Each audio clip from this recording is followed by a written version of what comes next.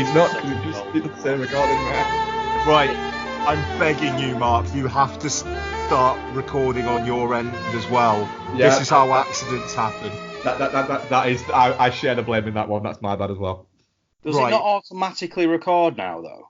Does it not send you a thing afterwards? No, because you've got to let people know that you're recording them, so it's a whole legal thing that they can't have it automatically start. Yeah, that's my bad. Well, I need to get a backup recorder set up. So this is episode 319 of Film Bastards. We're talking about Joker. Mark's here, Becky's here, Noel's here, and we're talking about Martin Scorsese dissing Marvel and how people are getting their knickers in a twist. And go. And should we explain why there's that garbled start? Because we kind of forgot to start recording. So apologies for that.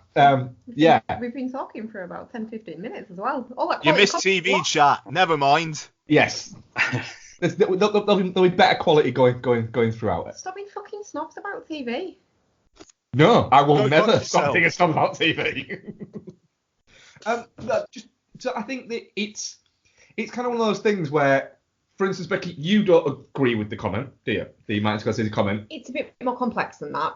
I don't agree with him that it's not cinema. I absolutely agree that he should have the right to say that to him it's not. Well, that's cinema. what I'm saying, but you don't agree. Oh, no, I mean, it is that. Whereas I more agree, but I don't. But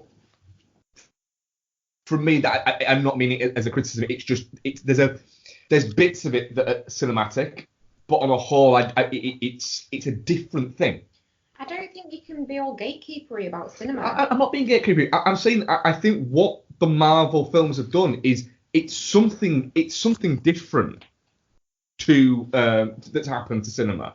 We've never seen anything like this. There's never been a universe like that where you've had, what is it, 22 films? Is it 300,000? The closest thing you can get to it is Bond.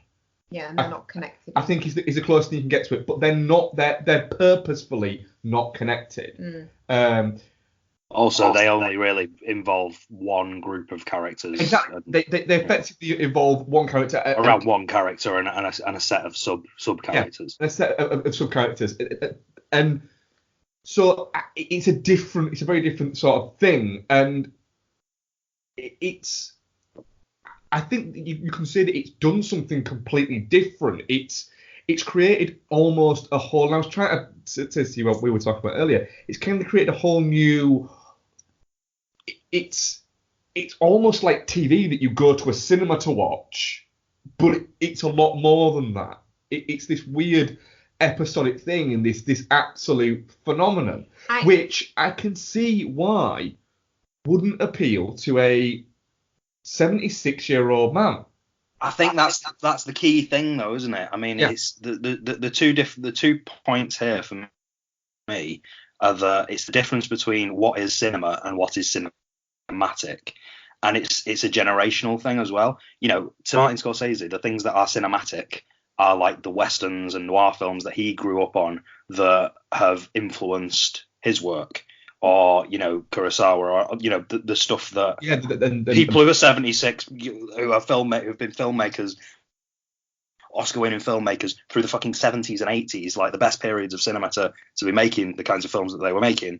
Cinematic means something different. It does. When you say what's cinema and what's not cinema, we live, unfortunately, in a world of consumption and content, and so cinema now means something completely different to what it meant in the 40s and 50s 40s, 50s and 60s when Martin Scorsese was absorbing all of his influences. Cinema is a different thing now. That's it. In that time, like you're saying, that was the only way you saw film was at a cinema, and the amount of films that came out and the amount of films that were available was so much more limited as well. And then there's the other point about it is people are saying, who's Martin Scorsese to decide what's cinema? And I don't think he's trying to decide that. But on another flip angle of that, it's like, right, all of the Marvelites that are coming out and foaming at the mouth about it. It's like, all right, cool. So we're saying then we're saying that the collective movies of Adam Sandler, that's cinema. Oh no, you've been reductive. I'm not being reductive. You are. I'm saying that if you've got to be able to pick and choose to say what is cinema and what is entertainment. Marvel movies. Well, I think the thing bracket to Adam Sandler. I'm not saying they're not. What I'm saying is if people are going to pick that and say who's he to pick and choose, etc. like that, it's like, well, hang on a minute, who are you fucking pick and choose? Anybody can find any kind of cinema that they want. It's about opinions, and the problem is nowadays is you can't have an opinion. Well, the Marvel movies they are cinematic events. They're not just some shitty comedy with some washed up comedians.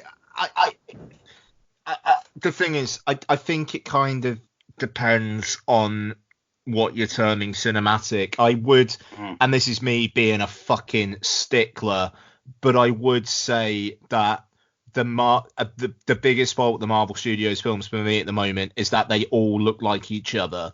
They all look like they're shot by the same person. They've all got like a style guide that's held to every single one of them. And if they don't have that, then they don't get to achieve what they have achieved. That's the thing. That's a choice that they make. But I don't a cohesive universe. But I mean, that particular look is quite drab, and I don't find those films cinematic. I find them epic. Don't get me wrong. I mean, Endgame and Infinity War are and the original Avengers. They are fucking epic films. Do I think that they're cinematic, or at least in my viewing of the word cinematic? I'll be honest. I don't think. No, I don't. I agree with you. I think that this is what I'm saying. It's the word cinematic relates to a form of cinema. It relates to how we perceived cinema in the past and how Martin Scorsese has produced the films that he produced. Yeah. Now, that's the word cinematic. But when you say the word cinema, it's not so much like my point was basically that this is what cinema is now. Not what cinematic is now, but what cinema is now, what the medium of cinema is now. Where I have no problem with what Scorsese's saying. I agree. If he's talking about things being cinematic, I agree with that. Totally, 100%. And he's more well placed than fucking any of us to be talking about what's cinematic and what's not. The issue that I have is it's the other part of the comment where he says that it's not the cinema of human beings trying to convey emotional, psychological experiences to another human being. I mean, that's not purely what these films exist to do, but they do that, and they do it rather well sometimes. And actually, if for somebody who has been invested in these characters and seen all these films, I'm more affected when they do that. I'm guessing that Martin Scorsese hasn't seen that many of these, but the ones that he's dipped in and out of or caught a little bit of here and there, they've not really done it for him. So I wouldn't expect him to be attached to them or feel moved by any of the interactions that the characters have. Yeah, I mean, we were talking about this the other night. They do convey quite a lot of emotion in some of them. Some of them are a bit more shallow than others, but you take something like Civil War. There's a lot going on there, and it's in a very exaggerated situation, but it's very human emotion and reactions that are being portrayed. And also, to a degree, they're not really human stories. They're superhuman stories. They're stories plus. Like, that's what comic books are. They're real life, but overemphasized, and that's what these characters are. They're human beings who are massively overemphasized, and that's, we in more recent years within comics, we have placed those humans into more realistic circumstances, and we've gone, all right, well, this guy's going to be an alcoholic, and this guy's going to cheat on his wife, and this guy's going to beat his wife up, and this guy doesn't think he can cope with being a god anymore, or whatever. But those are relatively new things. For many, many years, it's just about comic books, or superheroes, I should say, have been about being superhuman, and now, as we will go on to talk about when we get to the main review, we're starting to take comic book characters and give them a real world perspective. And I think that makes them, and has always for me, made them way more interesting. So I find that part of the comment a little bit. I mean, it doesn't bother me either way. To be perfectly honest, I couldn't care less. But it's that part of it that I think is, if any of it is a pause for argument, then it's that point really. I don't think that's that fair. What I found quite amusing was the fact that people seem to think that. I saw one person saying, "That's it. I'm never watching another Martin Scorsese movie again," and it's like, Okay. cool. I bet Martin Scorsese's looking at that and going, well, maybe I should give these 22 films a watch, because Marvel fan 1972 isn't going to watch The Irishman and might cancel his Netflix subscription. It's like, all right, I might have to give this another go. It's like, and I've got a mortgage to pay. Yeah, Martin Scorsese literally took on the fucking Catholic Church at one point. He really doesn't care. I mean, the thing that upsets me most about this is the thought that the culture will take this to heart so much that in the years when Scorsese passes, people will be like, oh, he was really out of touch in his later years and blah, blah, blah, blah, blah. I don't think that will be the case, because thankfully it kind of sounds like The Irishman is going to be nominated for pretty much every Academy Award category it could be possibly in contention for. That, and if anyone wants to say Martin Scorsese is out of touch, you kind of go, cool, go watch The Wolf of Wall Street. Yeah, I think that's a crazy thing to say. Martin Scorsese, there's a special place for Martin Scorsese. He is probably the greatest living filmmaker, and he will be remembered as one of the greatest filmmakers of all time, I think. And I can't imagine a fucking throwaway comment about what, a certain subgenre of cinema that he's not quite getting on with. I can't see that affecting anything really. The weird thing is, with Scorsese though, because he is and I'm going to say a really wanky thing right now, he is a student of cinema. He takes it quite seriously, and he watches an awful lot. You could see somebody sat round with him and saying to him, give him a go then. What about this or anything like this or anything like this? You could see him going, do you know what? Fuck it. Why not? Why don't I give it a little bit of a go? And then coming out and if he thinks that he's maybe changed my mind like that, coming out and saying that. Because he likes talking about film. He's fascinating to listen to talk about film. And that is the thing. That is why he's been as good as he is for as long as he has, because he hasn't shunned away advancements. You look at the way that he uses CG in his films now.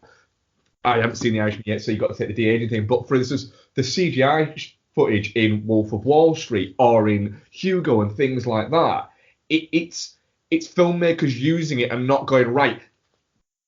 For instance, James Cameron literally advertised on the poster, look at these new cameras I've developed to do this, and no one's ever done this with technology, no one's ever done this. And it's like, right, cool, the film's shit there.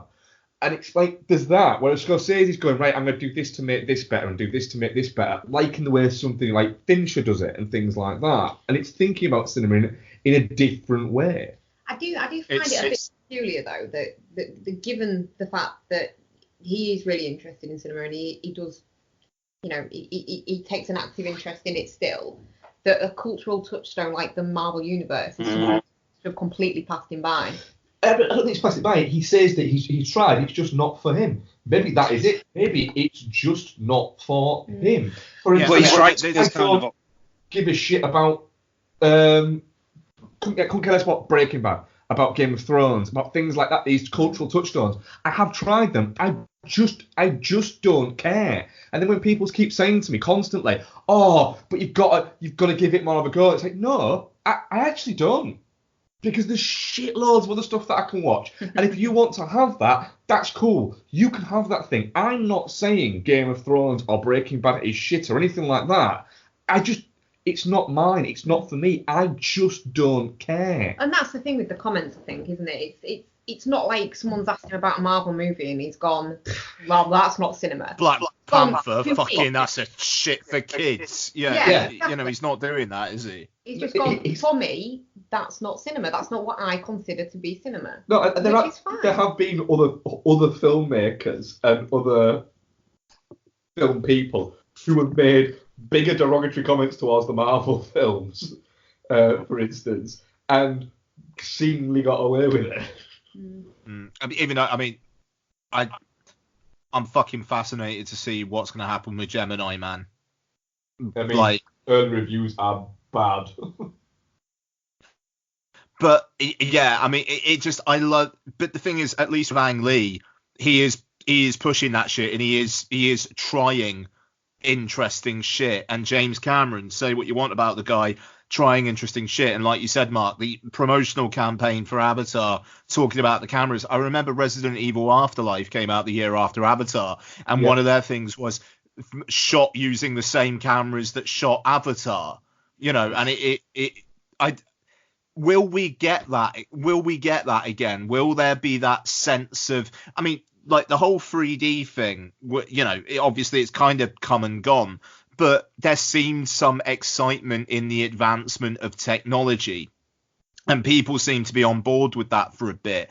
Whereas now it does, I mean, it feels like interconnected stories are the big thing. And, you know, I really like a lot of Marvel Studios films. It's just in 30 years time, who is going to be more remembered, Martin Scorsese or Anthony and Joe Russo? I know which one it will be, but on the other hand, who will be more remembered, Martin Scorsese or Kevin Feige?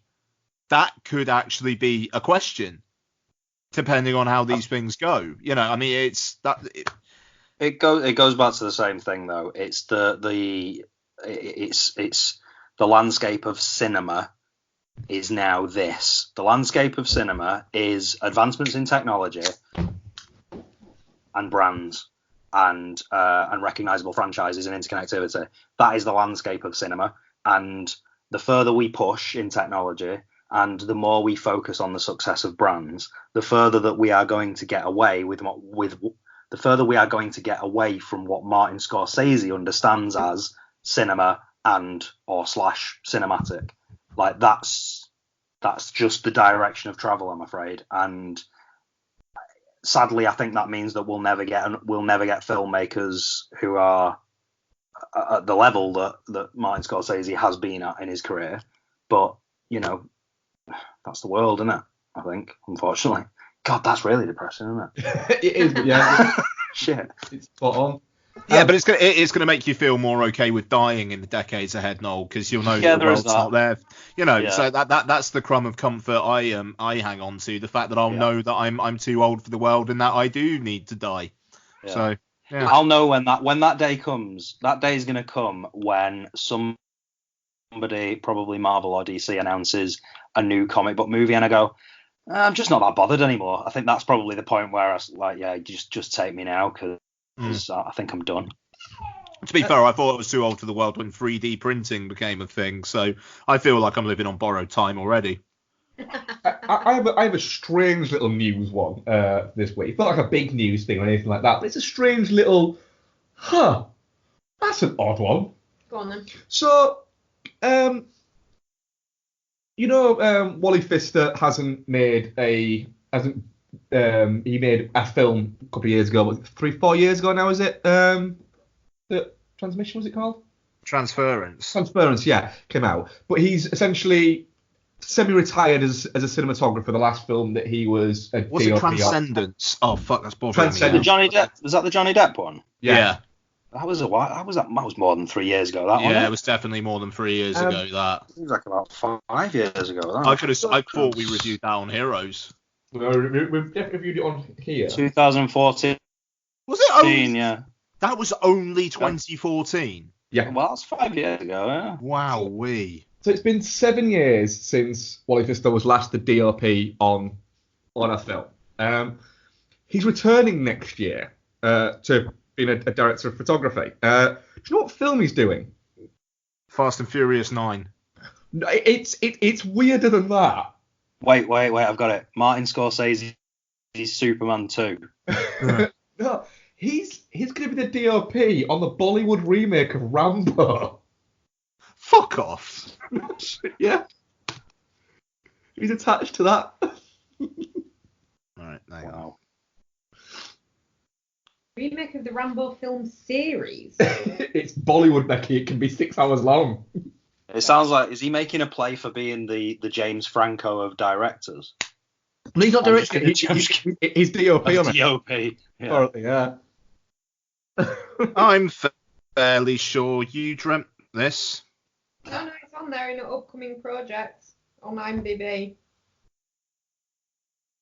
The director previously helmed Bang Bang, which was a remake of Night and Day. Yeah, so that's Holy shit. Sorry, I just found it on IMDb. That actually can't be right. Someone's just fucking.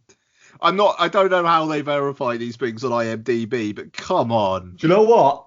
God. It genuinely wouldn't surprise me with some of the stuff that if you look at when he did it in his early career, if somebody's just gone, well, did you fancy doing the cinematography for this? Nah, I'm done with that shit. We'll give you it's Bollywood. We'll give you £5 million. All right, fuck it, go on. Literally, I can't find anything other than the IMDb thing. In the trivia, it says, in May 2013, Original Entertainment confirmed to have sealed a 5-picture deal with Millennium Films to produce Bollywood remakes of Rambo, The Expendables, 16 Blocks, 88 Minutes, and Brooklyn's Finest. Yeah. Bollywood do some fucking mental remakes. It's Bollywood weird. Expendables sounds fun. Yeah, Bollywood Expendables does sound fun. I'll look forward for dance numbers in that. What else we got news-wise? Spider-Man's back in the MCU. Whatever. Cool. Yeah, it's like the least surprising news in Hollywood. That was always going to happen, wasn't it? Yeah. Well, So yeah, he's been doing a lot of commercials. There's people on Reddit talking about this Rambo thing. Oh, it must be true then. I'm sorry, I feel like I'm dreaming. I feel like it's one of those things that, like you say, it might not happen. It might be that a producer has managed to call him and get and his assistant has gone, yeah, I'll call you back, and they've gone, well, that's a lock. But I would just it would get me to watch it. fair enough. Because at least if I'm watching a Rambo thing where I have no idea what the fuck's going on for 3.5, 4 hours, at least it's gonna look good. True. He did a couple of episodes of The Tick. He did. Hey. He made a film about. He made a Wally film Fister, for Wally Fister, we love you. Hey, you, Wally Fister, Wally Fister loves us too. Ooh, no, Wally Fister, Wally. No, you need to finish that. Sorry. No, sorry. Carry on.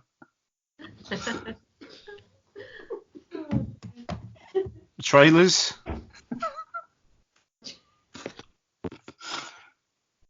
Yes. We got the joke here. So I think the one I'm most hyped about this week, Guy Ritchie's The Gentleman. Like, fucking yes, please, 1,000% yes, please. As soon as Hugh Grant started doing that voice, I was in. Yeah. Do you know what's mental though? Can you imagine going back to like 1999 when Lock, Stock came out and going, right, jump forward 20 years and Hugh Grant is going to be in a Guy Ritchie film. And doing a Michael Caine voice. Yeah. And it's not going to be to save his career, and everybody is going to be really, really fucking happy about it. The weird thing about the trailer, though, is it reminds you that actually Charlie Hunnam is at his worst when he's doing his real voice. Yeah. Every time Charlie Hunnam speaks with his actual voice, I'm like, why can you not do your own voice? That's what I said. It's like he's forgotten how to speak with a British accent. Yeah. And he just keeps slipping into his Sons of Anarchy accent. Yeah. He has explained this before in an interview. But nobody could understand him. So. He literally said he has no idea what his own accent is anymore because he's like sorry, go on. Christian Bale, yeah. He was born in London. Yeah. grew up until he was about 11 in Newcastle, then moved to the Lakes, and then when he was 19, moved to LA. And basically, I have no idea what my normal voice sounds like anymore. I was gonna say he's like Christopher Lambert in Highlander, where he's like, "Where are you from? Lots of different places."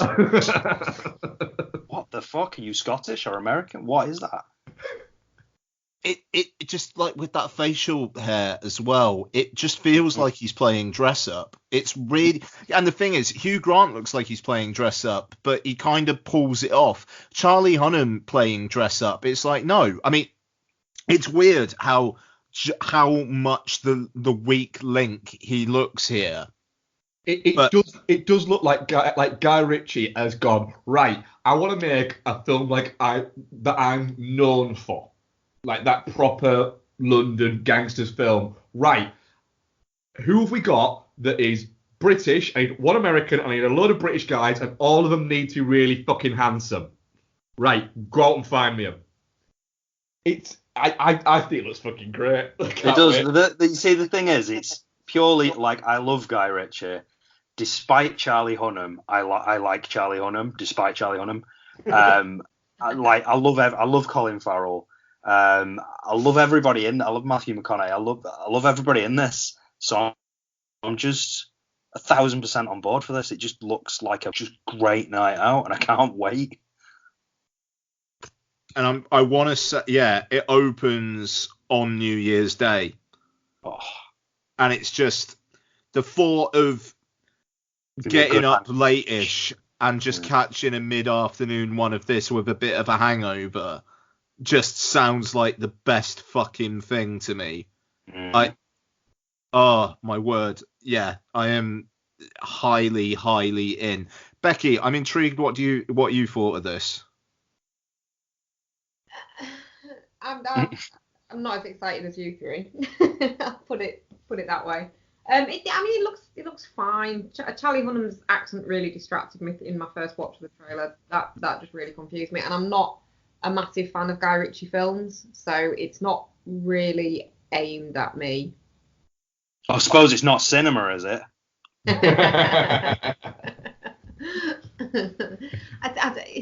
It just doesn't.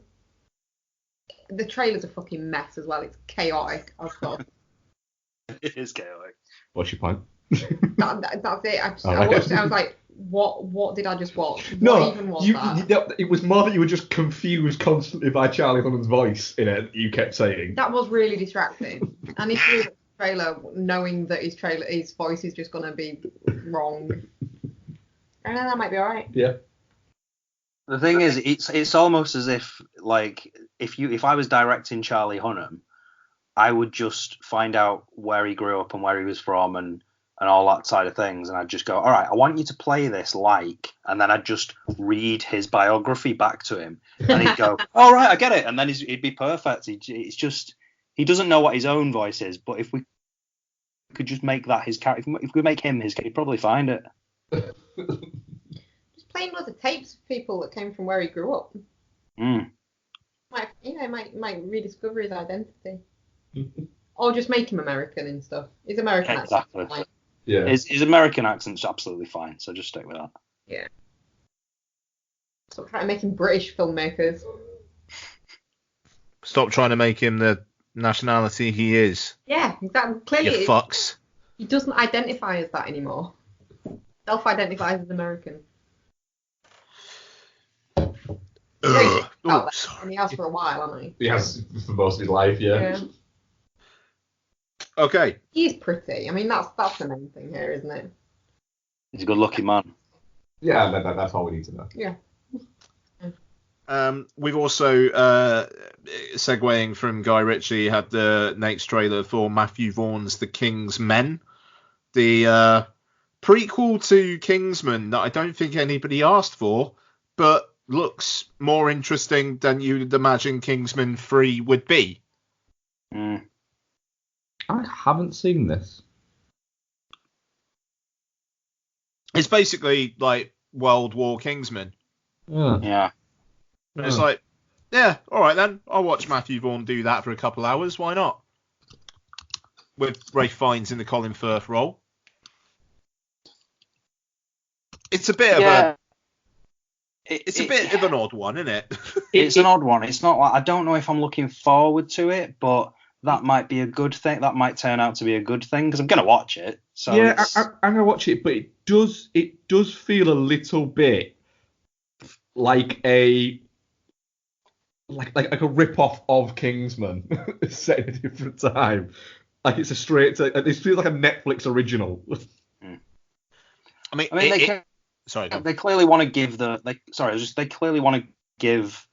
I've not read the Kingsman comic book, the Mark Millar book, but I mean, they clearly want to give it. They clearly want to give this franchise a little bit of heritage and a little bit of backstory, and I'm fine with that because I like both the Kingsman films. It's that weird thing though. I can't imagine it's going to do that well. It's not. There can't be that many people banging down the door for a Kingsman 3, let alone a prequel that lets us know how these last two films that most people have kind of forgotten about at this point. You know what I mean? It's an odd choice. Which is, it's weird what happened though, because the first Kingsman kind of came out like a bolt from the blue, and people were really into it. And the first one I think is really, really fun, and then you got the second one, which I'll be honest, I liked it the first time round. I'm very, very dubious about giving it another crack because I've got a feeling I'll turn on it. Yeah, I enjoyed it, but I remember there being a lot wrong with it. Reese Ifans plays Rasputin in it. Yeah. And he looks exactly like Alan Moore, weirdly. I was kind of like, I had to be convinced by Ian to watch Kingsman because we were covering Kingsman 2. And I really enjoyed it. I really enjoyed Kingsman, and then was very much looking forward to Kingsman 2. I've seen it twice now, and I actually liked Kingsman 2 more the second time, and I really liked it the first time. But it's too long. But again, the first Kingsman's too long as well. But yeah, it does, like you say, it's just, it seems to be that they've gone, well, do you know what? The second one, people didn't like it as much as the first, but it still made basically the same amount of money. So, fuck it. Well, that's the cinema kind of. It's not, but that's the way these things happen. I mean, it's one of those Disney Fox hangover films where it feels like if Disney were in charge of Fox when this was getting greenlit, then it probably wouldn't have happened. But now it is there. They'll make the best fist of it. And I know Matthew Vaughn said he wants to do a Kingsman 3 and polish things off. And I'll be honest, I've got a feeling there's going to be some stuff in here which is going to directly lead to Kingsman 3. It's like Vaughn's way of like basically trying to like backdoor pilot the third one. But we'll see. We'll see. It losing you a little bit there, Ian. I'm sorry. Hello. Yeah, I can still hear you, Noel. Yeah, we all back. Yeah. Oh. Yeah. Yeah, Mark, can you hear? I can just about hear you, mate. Yeah. Yeah. Okay. All right. So segueing on from World War Kingsman to World War Sam Mendes, 1917, which I have a boner for this film. Yeah, you do, don't you? You're really, really up for this, aren't you? I really, really like what Sam Mendes can do on screen. I really, really like what Roger Deakins can do on screen. And I am very, very, very up for a seemingly single take men on a mission through World War One film. I am a little bit worried that it might over-reg the somber.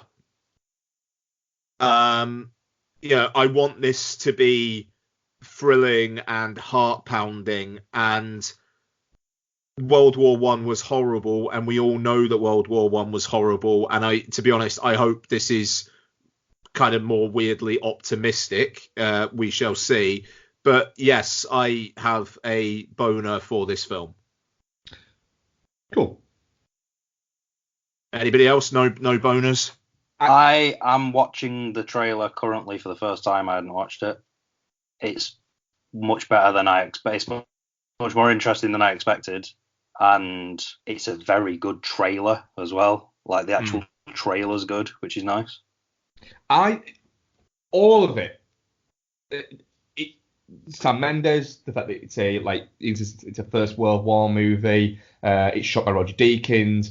All that, I'm like, right, that should be ticking all the boxes. And then I just look at the cast and go, it's just such a BBC drama cast. It is a BBC drama. And that just makes me go, really, Benedict Cumberbatch, that is the least original piece of casting. But you've got Colin Firth is in it as well. Richard Madden. I don't get on that guy.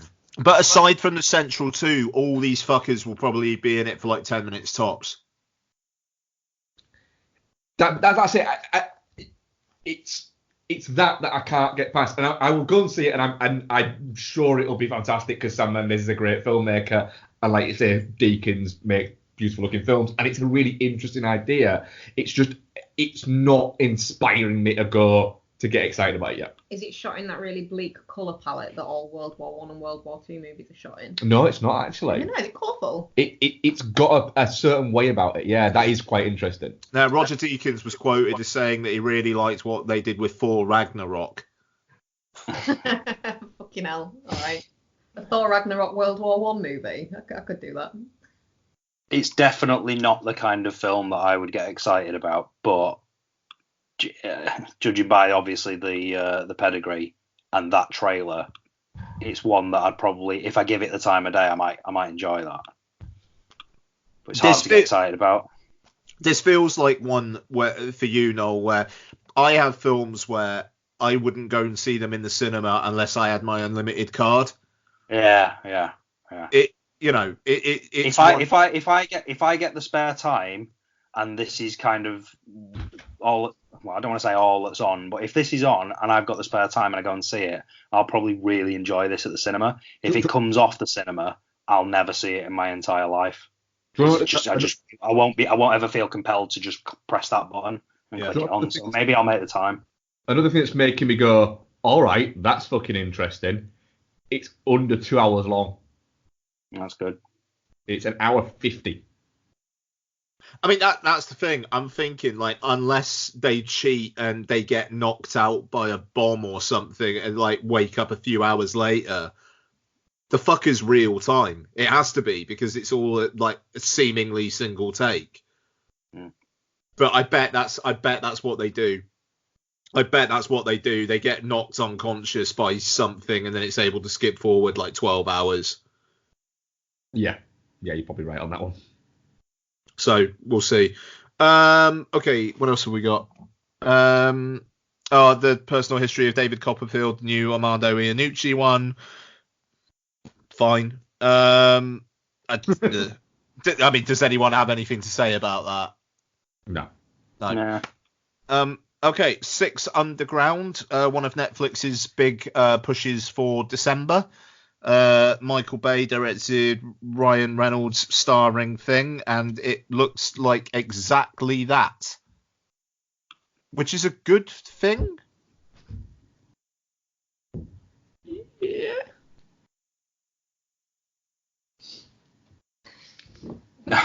You said something offensive. I couldn't go out of the room and I came back and there's absolute silence. It was Ian said Michael Bay. Oh right, okay. Fair.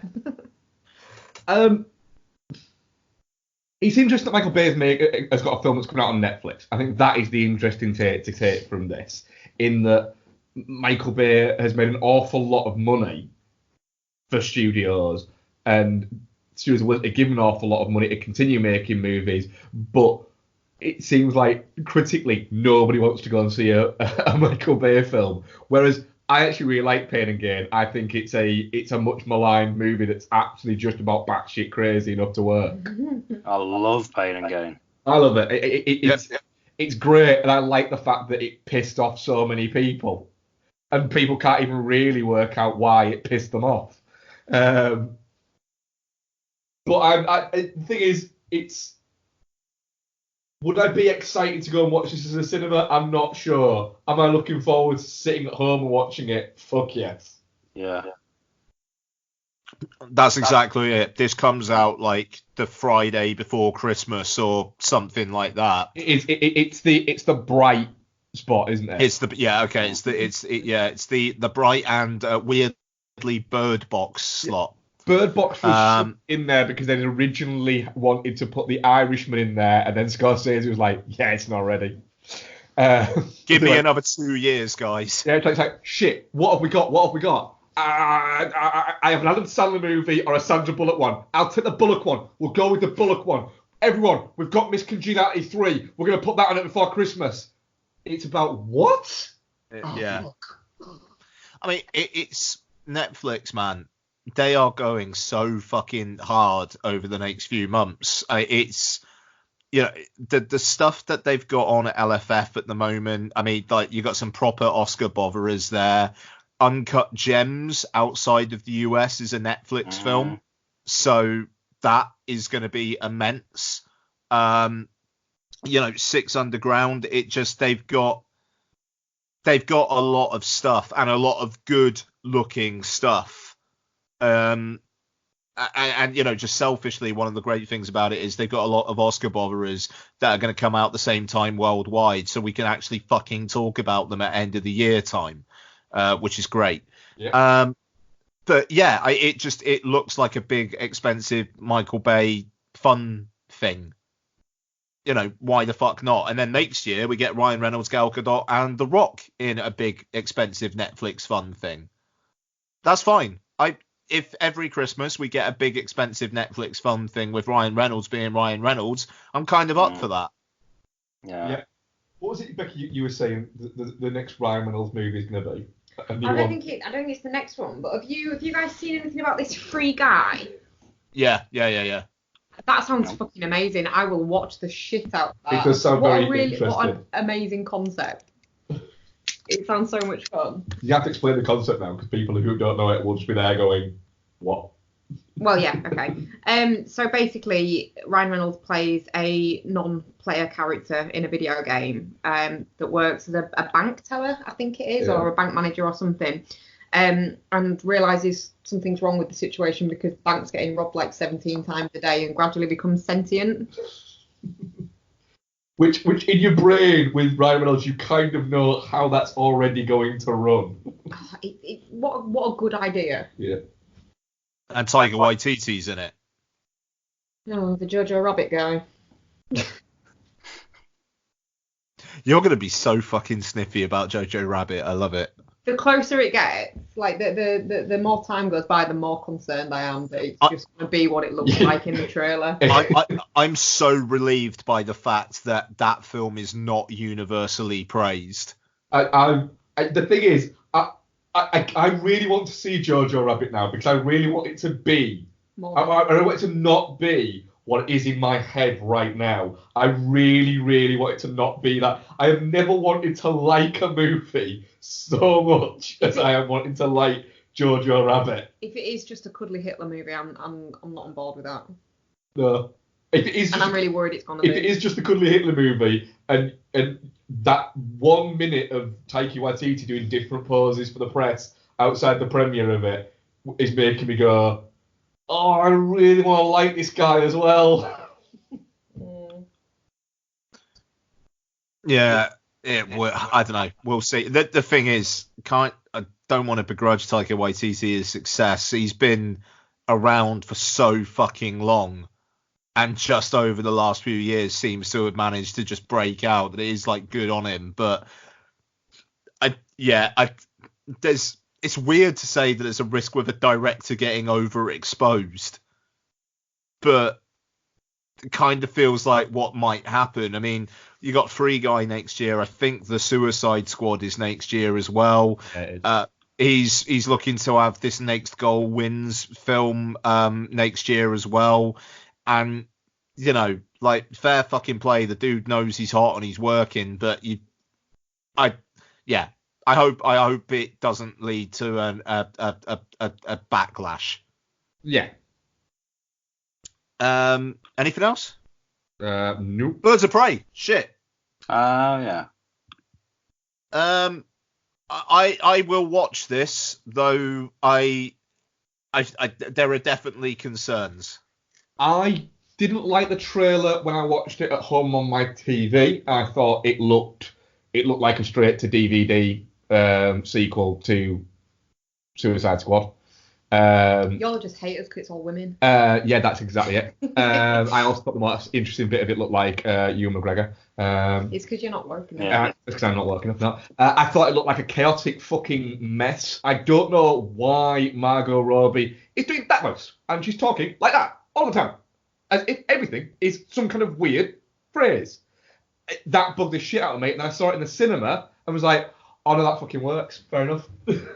I love the chaotic energy of this trailer. Like it looks delightful. It's going to be a piece of shit. Yeah. Or a lot of fucking fun. It's not going to be 7 out of 10. I think it could quite easily be a piece of shit that's a lot of fun. It reminds me of most Go on. Tank Girl. You love Tango. I do love Tank Girl. So get on board, bitch. Fair enough. I'm really not sure, me. I don't know, man. A bit concerned about this. The main thing for me is, I think Margot Robbie on her own doing this for 2 hours, it's gonna grate. It grates in the trailer.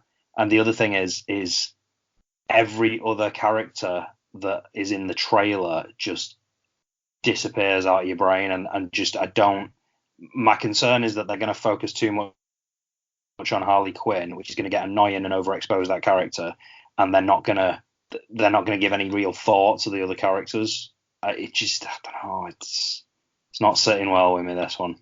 I hope I'm wrong, but it's like you said, Mark, that was my exact response to it. It feels like a direct-to-video Suicide Squad sequel, and I was hoping that DC was moving away from its existing films and pushing into fresher territory, and by all means take Harley Quinn, because she was a big hit and people liked her, even though people who didn't like the film Suicide Squad liked her. So by all means take her and build something around her.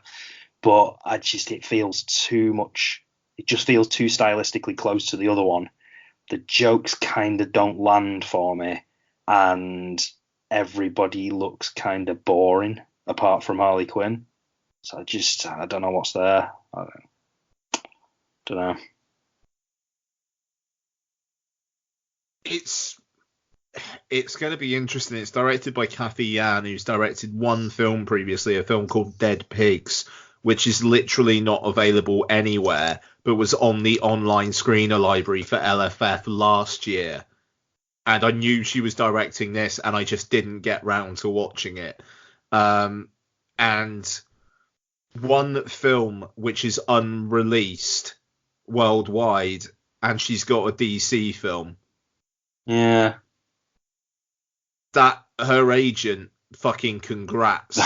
It is mental. It's not like it's not like she's been like a writer on things and has written like 3 or 4 other DC properties or anything like that. So she's there's been a time put in that. She's done nothing. Like she's directed some short films, she's produced some short films, and she was an associate producer on a documentary, none of which I've heard of. She's done. How the hell did this happen? That's very strange. I mean, fair play to her. I hope it's great, but it just seems a bit strange. It's an odd thing. Yeah. It's an odd thing for a filmmaker, like you say, Ian, who literally has nothing and then has a $100 million movie. Yeah, but then I mean, in the end of the day, Margot Robbie plays a very, very big hand in this stuff, and also good on her. She kind of came out of nowhere as well, and seems to have a fair bit of sway, and she's using it. I mean, The marketing for this film, I think, is really interesting. The posters are great and they're attention grabbing. And just this whole Birds of Prey and the fantabulous emancipation of one Harley Quinn. You know, you could go, oh, fuck off, or you could just go, oh, do you know what? They're obviously having fun with this. Go on then. You know, I mean, see, the weird thing is I did respond well to the title when the title came out. I was a bit like, oh, all right, yeah, man, this sounds like they're taking it and being fun with it, and they're going to do some quirky stuff with her character, and hearing about them, you know, building a team around her, that all appeals. And I didn't hate the Harley Quinn character. I quite liked the Harley Quinn character from Suicide Squad, but it's just now that I'm seeing it, it feels tired, and I don't feel like they're doing much around her to make it more interesting. It does, however, have Rosie Perez in it, which I'm always happy to see. Do you mean Posey Juarez? Rosie Juarez, yes. Oh, okay. Monkey is going to bed. Love you, kiddo. You come here. Do you want to say anything? Nothing. Okay. All right. Okay. Love you. Night. Right. I need to move downstairs, so I've just got to work out how I'm going to do this. I've got a drink in one hand. I've got a Yeti mic in another. And then I'm going to carry my laptop with the other. There we go. We're going. Let's just listen. Let's just listen, because this could be great. Oh, fuck. It's going to be crash in a minute, won't it? Oh, don't say that. Hang about. So, Oh, Joker. watch out for that doll on the stairs, Ian. Be quiet. Joker is directed by Todd Phillips. Oh god, my legs hurt. Sorry. And stars Joaquin Phoenix, Robert De Niro, Zazie Beetz, Mark Maron, Francis Conroy, and others. So Joker, I think everybody knows what it's about.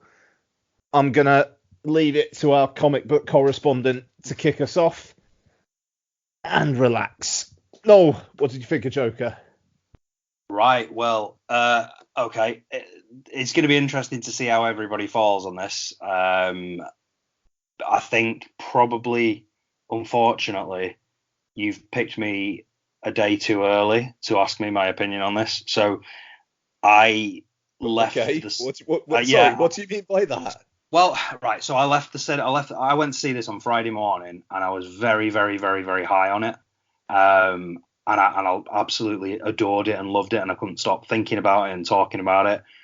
I don't listen to reviews. I'm barely on Twitter and social media anymore. So I was sort of shielded from everything that everybody was saying about it a little bit. So I had this amazing experience with it, and now I've been watching a lot of reviews and stuff like that, and I'm starting to see some of the weaknesses that other people are saying. Some of the things that people are saying about it, I'm a little bit like, oh, all right, I can see how you'd think that. Now, at the moment, none of those weaknesses bother me, and I still think I really, really, really, really, really like it. But I'm going to go see it again tomorrow just to confirm that I really, really like it. So I'm going to say I absolutely adored it, but I just feel like I need that second viewing just so I can come out the other side and go. It's almost a bit like with when I went to see A Star Is Born, and I loved it so much, and I was a bit like, I just need to go back and see it again just to make sure.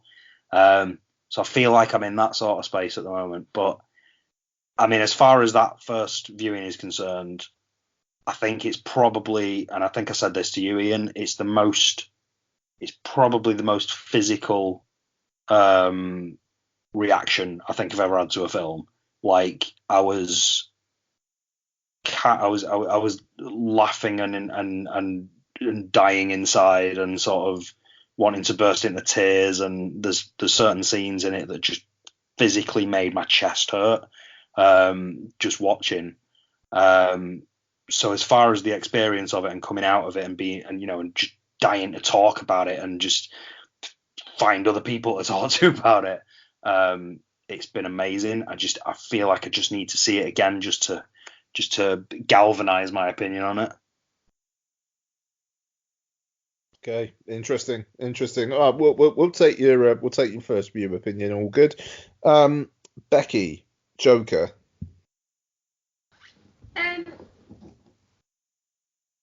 It's a weird one. It's definitely not a Joker movie in the traditional sense of the word, I guess you could put it. Like it's not what you'd expect really from a Joker movie based on what's come previously. I said to you, didn't I, after we came out, it was really weird because I was watching it thinking, oh yeah, it's a great character study about a man sort of gradually descending into, blah blah blah. But it doesn't feel like a Joker movie. He doesn't feel like the Joker. It could be anyone. But then when he actually eventually that final flip, he embodies everything that you kind of, all the traits that you'd expect from the Joker. He becomes the Joker very, very suddenly after not really being. And it becomes, I mean, the initial section of the film before that, where it's a character study and people being shitty to him and all this kind of stuff, it's depressing and it's awful, and you kind of like, well, do you know what? Yeah, his reactions are a bit over the top, but people are really crappy to him. But it does feel like it could be anyone. But then once it does turn, the criticisms that it kind of makes you empathise with him, and people might think, oh well, I've been through that, so it's okay. I don't think it gives off that vibe at all, because even though you've watched him go through all this stuff, you're still like, yeah, mate, that's too far. Like none of his sort of things that he does in the latter part of the movie, things that you go, oh yeah, that's completely justified. Yeah, he should have gone on there and done that. Yeah, you should have killed his mother in her bed. None of that's kind of. Don't you shake your head. You shouldn't have killed his mother in her bed. But yeah, I think that criticism that's been levelled at it is incorrect completely, because you do kind of, you're not with him on that. Just for clarity, just the criticisms I'm talking about, I'll get onto in a minute. I don't mean anything like that. It's not the sort of the incel playing in and stuff like that. It's nothing to do with that. But yeah, hold on. Yeah. Performance-wise, I thought everyone was fantastic in it. To be fair, I don't think it was a weak performance. Okay, Noel. Sorry, not Noel. Noel has spoken. Mark. It's Mark-Nip, this movie, really, isn't it? Broken Man. Let's be honest. Yeah.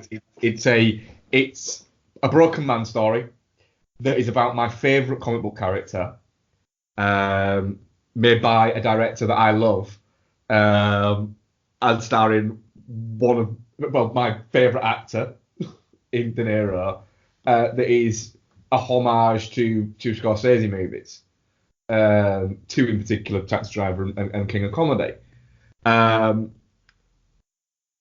Add to that into it the whole. I think it's everyone kind of like challenging and saying to you, you can't like this, can't like this. Add this weird level of kind of like controversy and I'm hoping Noel's gonna know what I mean when I'm saying this. But there was this thing in the late 80s and the early 90s where there was a selection of films that you weren't allowed to see, that were banned, that you couldn't see, and it was like, it just made you fucking want to watch them even more. And you got a thrill out of going, right, fuck, I'm gonna see these movies that you couldn't watch. And then when the BBFC laxed things and started releasing things like The Exorcist, that was previously banned, came out, and a lot of, and I Spit on Your Grave and things like this that were banned started becoming available, and it was like, fuck, I'm gonna see this, and they might have been crap, but you got to see them, and it was like that. And I'm not saying this is anywhere near to that level, but there was people foaming at the mouth, and the throw behind it just made me go, right, that just makes me want to see it even fucking more. And I never got. It's that little spell of. Sorry, I was just going to say, it's that little spell of films as well, like Henry and Reservoir Dogs and Natural Born Killers, where they didn't really get them banned, but it took the films a while to get out because of the controversy around them, and it was just enough to build a little bit more like rabid attention for them. They became like notoriety films out there, and so there was you're never going to get that again nowadays. The closest thing we got to it in modern times was a Serbian film, for instance. I was going to say that, yeah. And then, but with a lot of them, they're often crap, and the main hook they have is something massively controversial. So it was going to be interesting to go into this and see what it was massively controversial. And it's quite a disturbing film to watch in ways, but not in a visual way. More it's an incredibly uncomfortable film to watch. It's an incredibly oppressive film to watch. It pins you in your seat in a different way to being thrilled. You are the opposite of thrilled. If, let's say, something like Infinity War pins you in your seat from being enthralled and thrilled by it, this pins you in your seat by going, I kind of want this to end now, but it's just what I'm seeing is... I thought, that Lawrence Sher and Tom Phillips have created a beautifully horrible movie. I loved it. Absolutely, I was absolutely fascinated and heartbroken throughout it. You summed it up, Bex. It is the only time, I think, in cinema where you've had somebody walking into a glass door and it's a clown doing it, and it's not fucking funny at all. It's horrible. Yeah, it's just your heart breaks for him, doesn't it? And it's just like, oh, fucking hell. And there's all of that. And then I do have criticisms of it. Like Noel, I want to go and see it again for two reasons. One, to see if it is just that I'm high on the fact that it exists. Yeah. And two, I just want to fucking watch it again. Yeah, that's exactly the same for me. Yeah, all the argument about all the things that he does, it's redundant because he was in the hospital the whole time. Well, we'll get to that. I'm sure. I'm sure we'll get to that. And you're just fucking grinning at me now, because which is why he fantasizes about having a relationship with that woman, and then fantasizes realizing that he didn't have a relationship with her. Which is what I said to Becky. Yeah, you see, because his mental state is getting, like, it's deteriorating, and he's starting to have, like, self-doubt. So his brain is then turning on him. Right, Ian. You're all potentially right, but I disagree with you. Yeah. Ian, you better say your bit, otherwise I will literally just continue talking until people physically stop me from talking. Okay. I don't think that'd stop me. No, probably not. Yeah, I mean, it's quite the experience. There's a guy in front of me who was laughing pretty much all the way through it, which I found really unnerving. And he kind of had an effect on me more than a lot of what was going on screen, weirdly. It's odd. I was very, very high on it walking out of it, but the more I thought about it, I think it's a really, really, really good film. I do. I think it looks amazing. It's a fucking film. It looks amazing. It's daring. It is provocative in potentially ways which I let's just say now the use of the Gary Glitter song, assuming that was used knowing who Gary Glitter was, and if Phillips was basically trying to be controversial, I think that makes the rest of the film lesser as a result, because I'd like to think that he was taking everything seriously, and if he was using that song just to push buttons, it makes me think he was not taking everything seriously. I think Joaquin Phoenix is. That his performance is stunning. The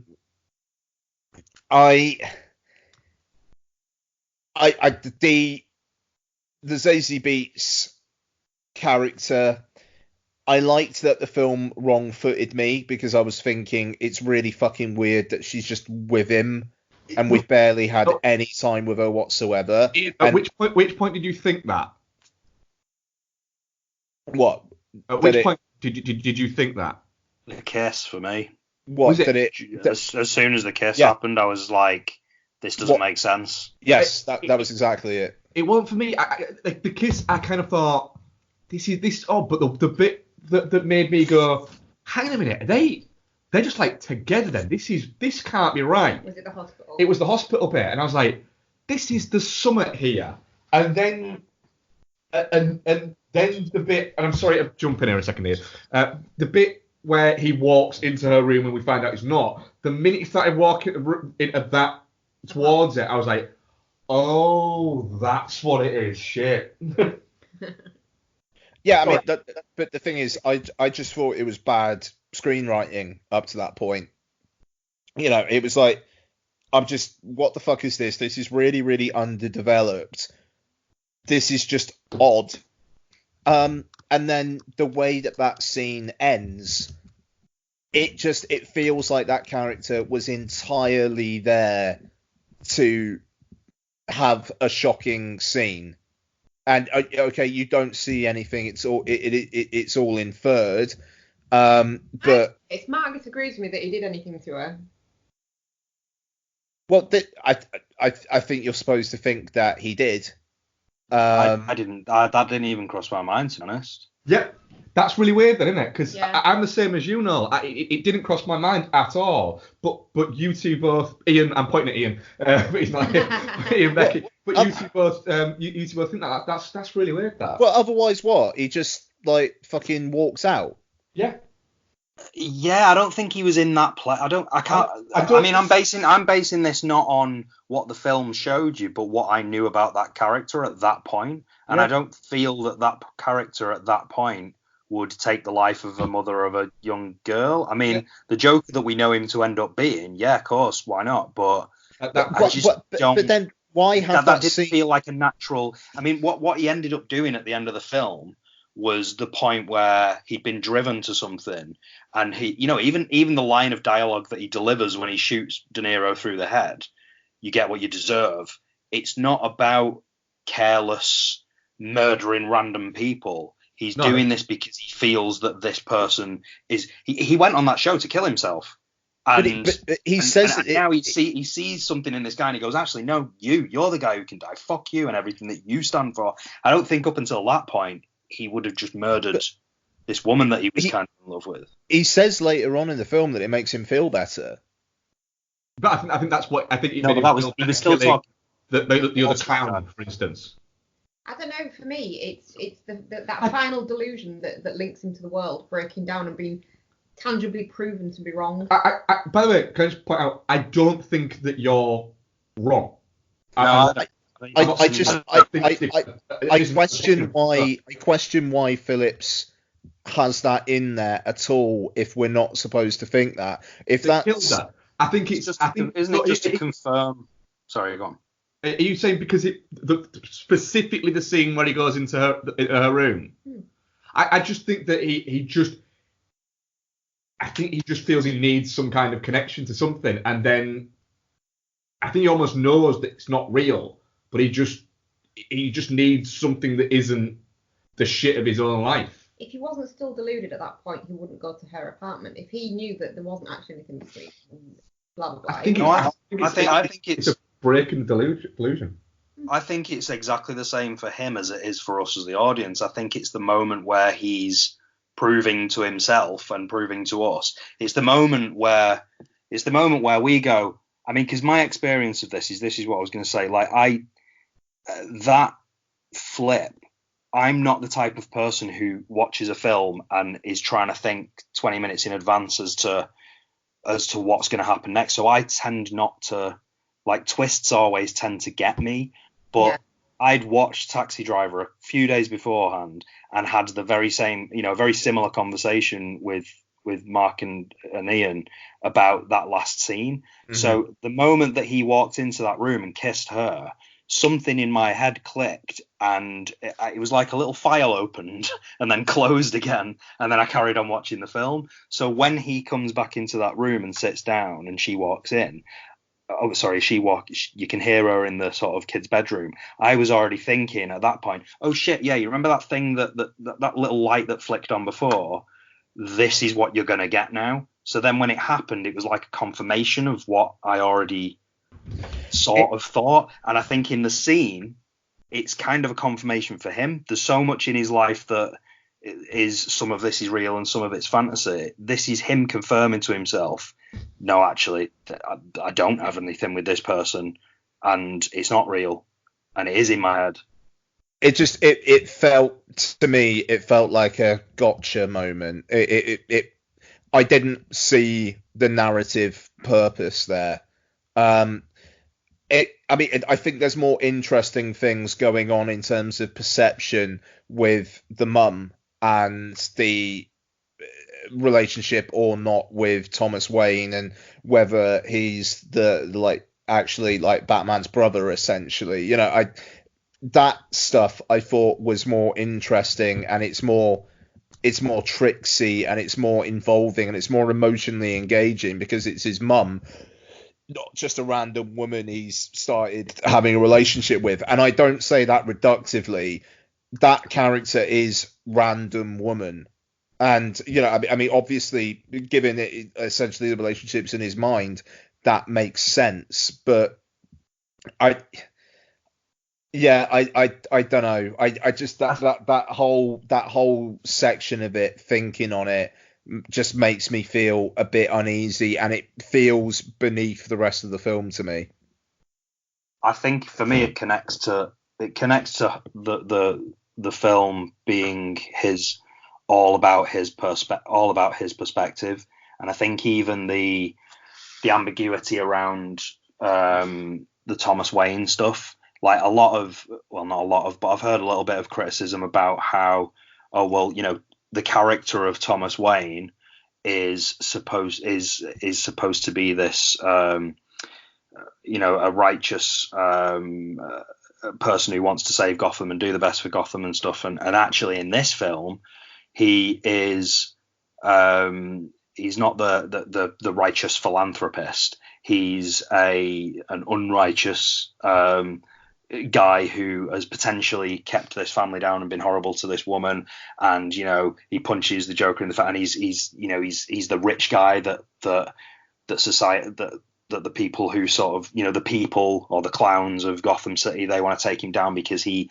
symbolizes the 1% and stuff like that. Now you can say all that about this character, but actually this is just the perspective of Arthur Fleck, and that character, we're looking at that character through Arthur Fleck's eyes. We're looking at everything in this film through Arthur Fleck's eyes. So that ambiguity connects to his mental state, and that positioning of this guy as a bad guy connects to his mental state, and how some things seem more real than others to him. It just sort of all more feels connected to me, and I think the Zazie Beetz stuff connects to that too.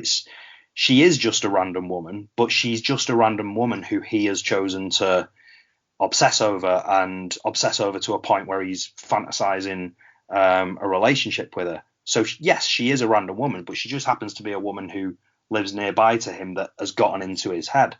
It's not about her, it's about him. And I know that's kind of the problem for a lot of people, but it's a film about him. It's a film about Joker. It's a film about Arthur Fleck. It's not about her. Yeah, I'm not saying that I want 20 minutes of Zazie Beetz and her life or anything like that. I don't think it really adds anything to the story, and it just feels like, again, it feels like a potentially provocative moment of, did he just kill a young mother and kid or not, in a film which feels to me an awful lot smarter, and it makes me think maybe on rewatch the bloom will come off the rose for me a bit. And I love the fact that you guys loved it as much as you did, but I already see the sheen coming off for me a little bit here. But I said earlier on that I wasn't going to talk that much because I know you guys were super positive on it, and I don't want to be a Debbie Downer about it. It just, those are my issues with it. But I think that a lot a lot of what else it does right. It does right. And I mean, the ending is chilling. I think what they do with the whole murder of Batman's parents stuff feels completely organic here. It feels natural. And the world building of the thing is quite something as well. Even though I will also say, didn't really need super rats. Well, it was the 80s, wasn't it? So it's a moral panic. It's a panic in the streets. Without super rats, you don't get super cats. But I think there's I don't know you, Ian. You mentioned this guy that was in the cinema who was laughing. We had a bit of laughing in our cinema as well. I laughed quite a few times. I think I did find parts of it quite funny, and so a lot of the time it was nervous laughter, and a lot of the time it was I'd laugh at something and then go, oh no, I'm not supposed to, I don't know if I'm supposed to laugh at that.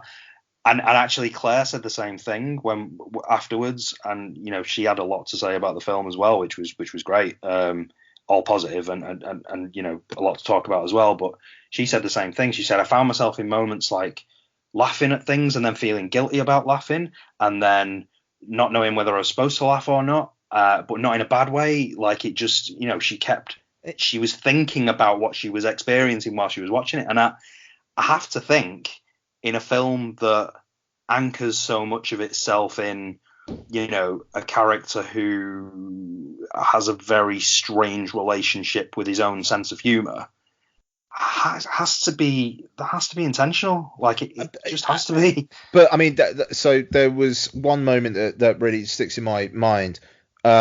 I forgot to say this film also stars should have won for Best Supporting Actor at the Oscars earlier this year, Brian Tyree Henry. But Brian Tyree Henry, he is that clerk in the Arkham Asylum, and he's like looking through the file. He's like, "You said you're her son," and the guy in front of me just burst out laughing like it was the funniest fucking thing he's ever heard. That's fun. Well, that's our choice. And then it was just, I looked at him, and I almost tapped him on the shoulder and said, "I'm intrigued as to why that's funny." Like I'm just, I'm a person who laughs, who can find amusement in weird things, so will laugh out of place in a cinema. But that's just an odd one. Maybe he's got the same thing. Maybe he laughs crazily when he feels uncomfortable.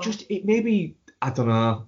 The thing is, I think it was yourself, Ian, or it was you, Noel, who said it. It was a very odd experience watching this film, knowing what film you were going to watch with a more blockbustery audience. We had a really well-behaved audience. It was well-behaved, but there was an awful lot of nervous laughter. Yeah, we had a bit of that. Yeah. And that's the point. No, I just think it was. I just found that comment seemed to. I hadn't thought about it in that way. So was it? I think it was you, Ian, when you said it, wasn't it? About what? Sorry. About it being it was weird watching that film in a blockbuster audience. Oh God, yeah. No, I mean it's I wonder if this is the film that people think they're going to get. But then again, the trailer does sell this film very well. It's not like the trailer is full of action sequences and, but I think people think Joker film, comic book movie. Yeah, no, absolutely. But I mean, the film itself, it sets out its stall. It's not faking what it is. It just so happens to be a film about a guy with severe mental trauma, which happens to be the origin of the Joker. If you were to have a criticism of the film as well, if this is an origin of Joker, I don't necessarily. It's almost like you'd need another film to see just how he becomes the clown prince of crime, because right now he's just almost a symbol by accident. And he has that speech. He has the speech at the end about how people are horrible these days and nobody's nice to each other. And I don't know. It's like what is he actually trying to convey? Because all the stuff he does is really not nice. It's like that speech that he has on the talk show, and then in the film 10 minutes later, there's like a gang of people all appreciating him and him doing that big smile thing. I mean, I appreciate he's finally found an audience, but again, I don't quite connect the why aren't people nice to each other anymore and him almost celebrating all this chaos around him. I'm sorry, like I said, I'm just talking about it now, and it's like that bit doesn't really make sense to me either. I think it's just that he's found an audience. That's the way I see it. He's found his audience. He's appreciated, and he exists now. He's seen. Yeah, okay. Sorry, I just hate that phrase, but I think it's just he's found his audience, he's found his place. I don't feel that by the end of this film necessarily we have the fully fledged Joker that goes, and this goes back to what I was saying about the Zazie Beetz did he murder or did he not thing. This doesn't feel like the fully, completely unhinged, meticulous psychopath that the Joker is. But then, having said that, I think in the grand tradition of Joker stories, this isn't the Joker film. This is a Joker film. Yeah. And this is a Joker origin. DC could turn around tomorrow and go, yeah, that was just a guy. It doesn't even necessarily need to have been the Joker. I don't necessarily feel that this is the character that we get in the comics completely, but at the same time, totally fair. But at the same time, as far as audiences are concerned, this film doesn't make $100 million at the box office because people are going to see a Broken Man film. It makes $100 million at the box office because they're going to see a Joker film. So Todd Phillips has come out and said that it's to him it's not necessarily, he's not saying that is the origin of the Joker and it's now that he goes on to become the Joker. So it's almost like he becomes something that could maybe inspire the Joker or something like that. He wasn't making a Joker origin film. It was a film. Yeah. It was right. What if we did this and set this in a real life situation where we don't have gadgets and we don't have this and we do this with it. And that's what we understand. That's the thing that is the Joker's origin now, both in the comics and even in film now. We understand the Joker's origin to be, and when I say we, I mean people like us. We understand the Joker's origin to be that it's transient and it may or may not be true and it's different and it depends who you ask. Like, we know that from the comics and we've had that in the films. To general audiences, this is the Joker film and that's what they will take away from it. But, it's nice that they've taken this approach, and this is what I'll go on to say about what this means for comic book movies. It's nice that they've taken this character to take this approach and just go, hey, you know what? This is a version of this story. It would be, it's, I'll say it now, I am infinitely more interested if DC decide to just go, do you know what? Our canon is open for people, for writers, for directors to come to us and go, I've got a really interesting idea for this character. Right, write it and we'll have a look and we'll just drop it and go, that's it. It's a one-off, there you go. And it's that is so much more interesting than a forced upon DC. If they can grow the balls to do that on the back of this, they will absolutely kill it, and that is their opportunity to differentiate themselves from Marvel. That is just absolutely the way to go. It is, and it'd be the right way to go. And I think the fact that it's made so much in its opening weekend, and it's already made a shitload of money. It's made twice its budget already. It was, what was it, 50 million? And more. It's made, 230 million? It already, for them, goes, right, well, hopefully it will be a right, fuck it. What can we do next? Yeah. What we don't want is them going, right, you guy there, I want you to make a X movie, and I want you to make a Y movie, and I want you to make that. And it grows unorganically. It's got to be stories that people have an idea for, rather than just a scattergun approach to everything again. Well, it's Batman DC. Batman's DC, and that's it seems like that is a standalone Batman. But in the same way, they're taking a different angle on it. Yeah, they're doing it as They're doing it rather than as a Batman movie. Yeah. It's a world's greatest detective movie. Yeah. It is what it's being thrown at us as. But yeah, I mean, but just sort of in this context, it sounds like they've come up with a really interesting premise for a Joker movie. Well, they've followed through on a really interesting premise for a Joker movie. It sounds like they're doing the same with the Batman. I think with the Batman, the difference is they're keeping their options open a little bit more. I think with this film, they've been quite clear about, and we know that Joaquin Phoenix has been put off other franchises because he doesn't want to sign multi-film deals. So I think they've been very clear about this one being a one-off. Whereas I think with the Batman one, they'll leave it open a little bit.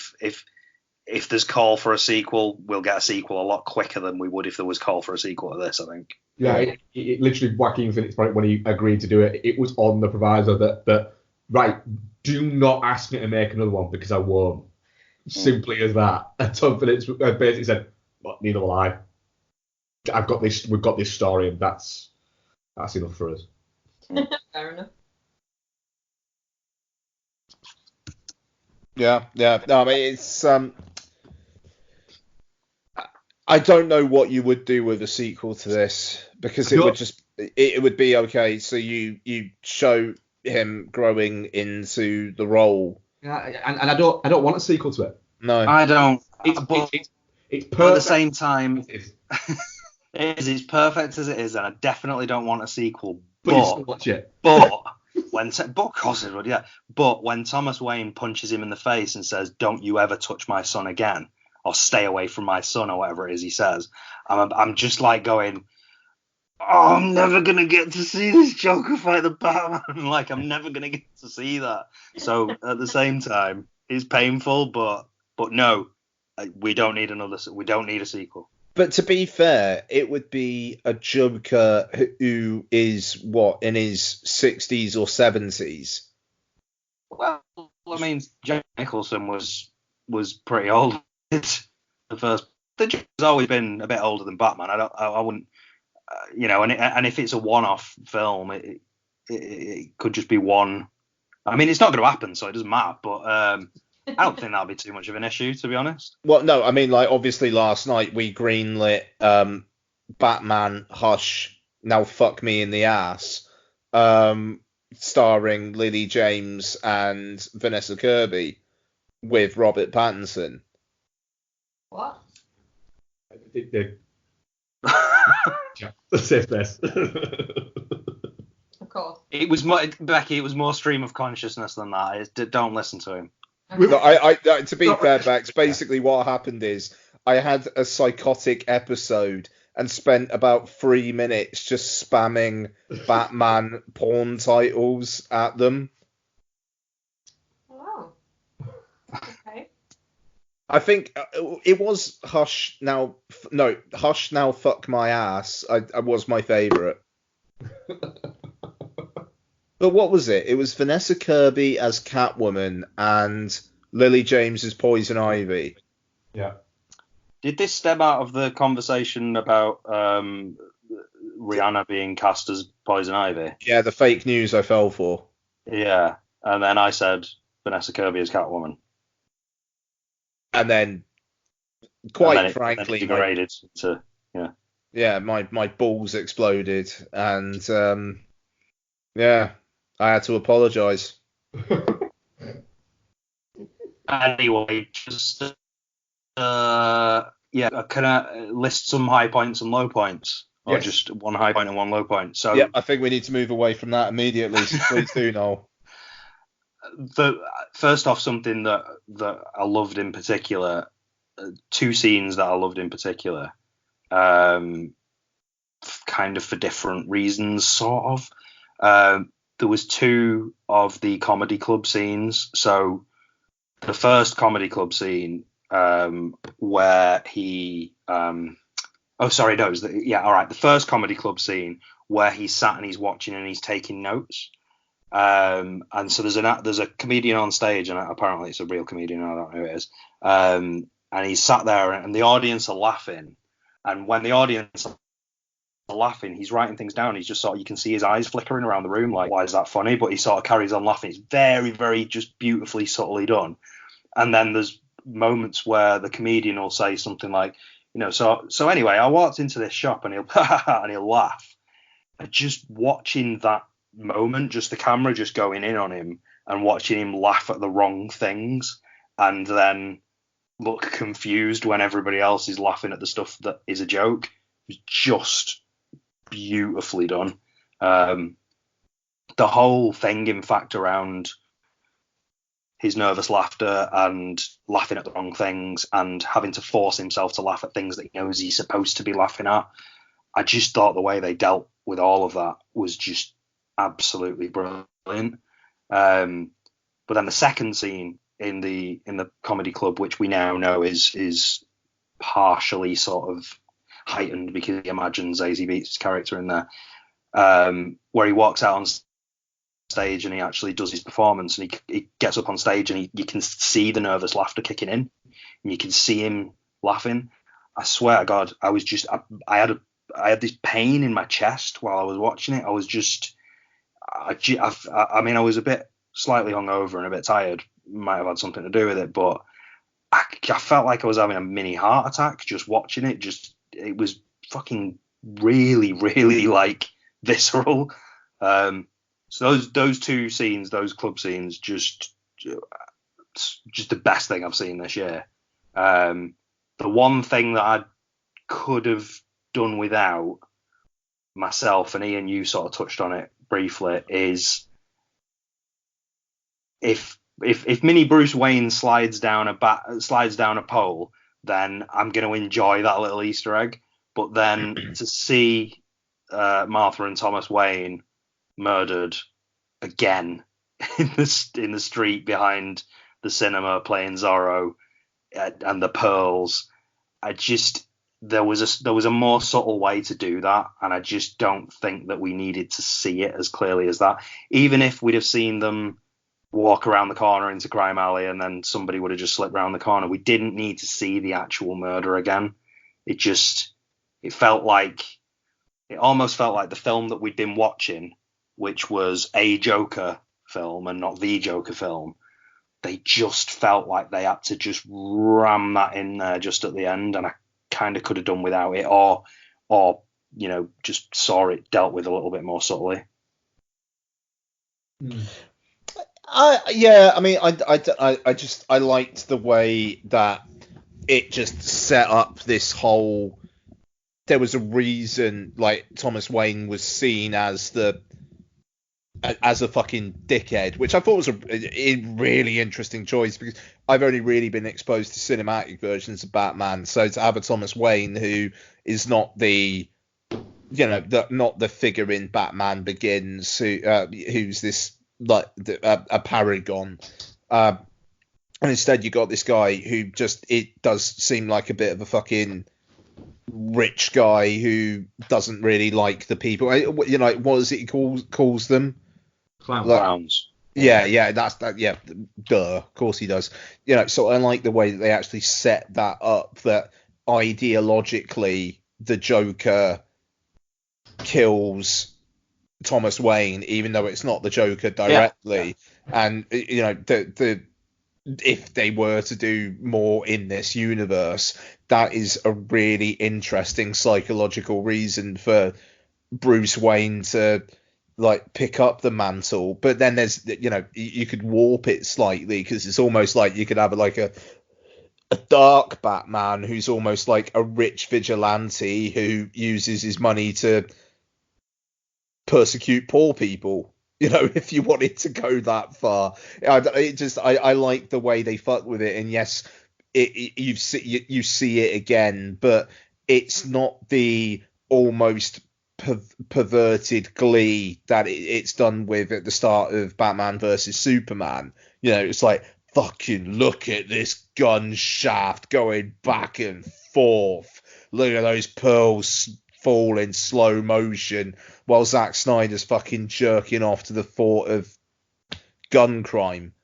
It's not. I think it's just that scene is now so familiar that I just feel like the subtlety of everything else in this film didn't match the nail on the head ending of seeing the gun, the pearls, the cinema, the alley. Like it just the boy on his knees with the moonlight across the sort of wet alleyway. It's just too familiar now. Like it's just been done too many times, and I get it, and I agree with you. The fact that the Joker caused something that led to the death of the Waynes. Presumably that's Joe Chill who actually did kill. Presumably that is him. The fact that it led to that, great, that's fine. No, I like that, that's fine. I just felt the actual visual elements of the scene were just too much, and if there was a nicer, simpler way of us just seeing them walk down the alleyway and then seeing somebody, that person even just slip around the corner, as we saw, if they'd have just left it there, or maybe we heard a gun, it panned away and we heard a gunshot, I don't know.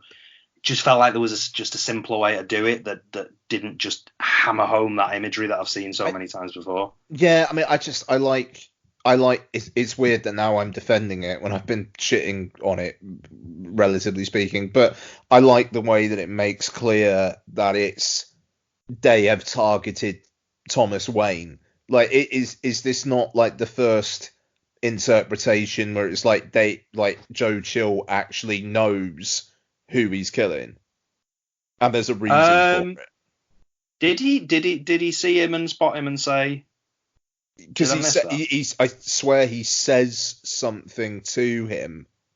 It's like, this is further. Blah, blah, blah. Mark, Becky, help me out. Any idea? He does. He knows. He identifies it's Thomas Wayne. Yeah. That's fine. Yeah. No, that's. He says. I have like I say, I have no issue with the way they are treating how the Wayne parents are murdered. I like the way that it's literally the depiction of the pearls visuals. falling. I just don't need to see those visuals again. So, I mean, like, for you, would it have been like he says the line, it acknowledges it's Thomas Wayne, you hear a gunshot and it cuts away, or something like that? Maybe, yeah, or it cuts away and there's a flash of a gunshot and you hear it. I don't know. There's just some. I mean, we've seen that particular scene. We've seen it in TV versions of Batman at this point. We've seen it in animated versions of Batman a dozen times. It's just a bit too iconic to add in again. Nothing ever really changes with the scene. The way the characters are dressed, the pearls, the lighting, it always just feels the same. Yeah. Okay. Fair enough.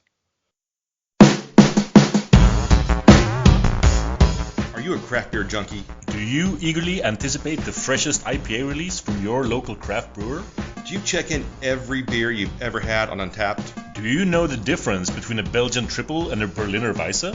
Then do we have a podcast for you? What's Untappd podcast gives you beer reviews, interviews with brewers, behind the scenes access to beer festivals, games, and more. Whether you're a craft beer junkie or new to the world of craft brewing, What's Untappd podcast is something for you. Check us out online, iTunes, Spotify, YouTube, and now wearepodsyndicate.com. And as always, keep drinking, you dum-dums.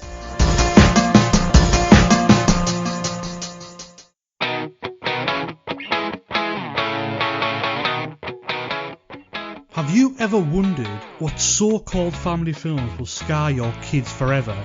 Putting 4 or 5-year-olds in front of this movie, it's like, if they didn't know what death was before this, they're going to know it after it. They're going to know it after it, and they're going to be freaking terrified. And they're going to be questioning you. Yeah.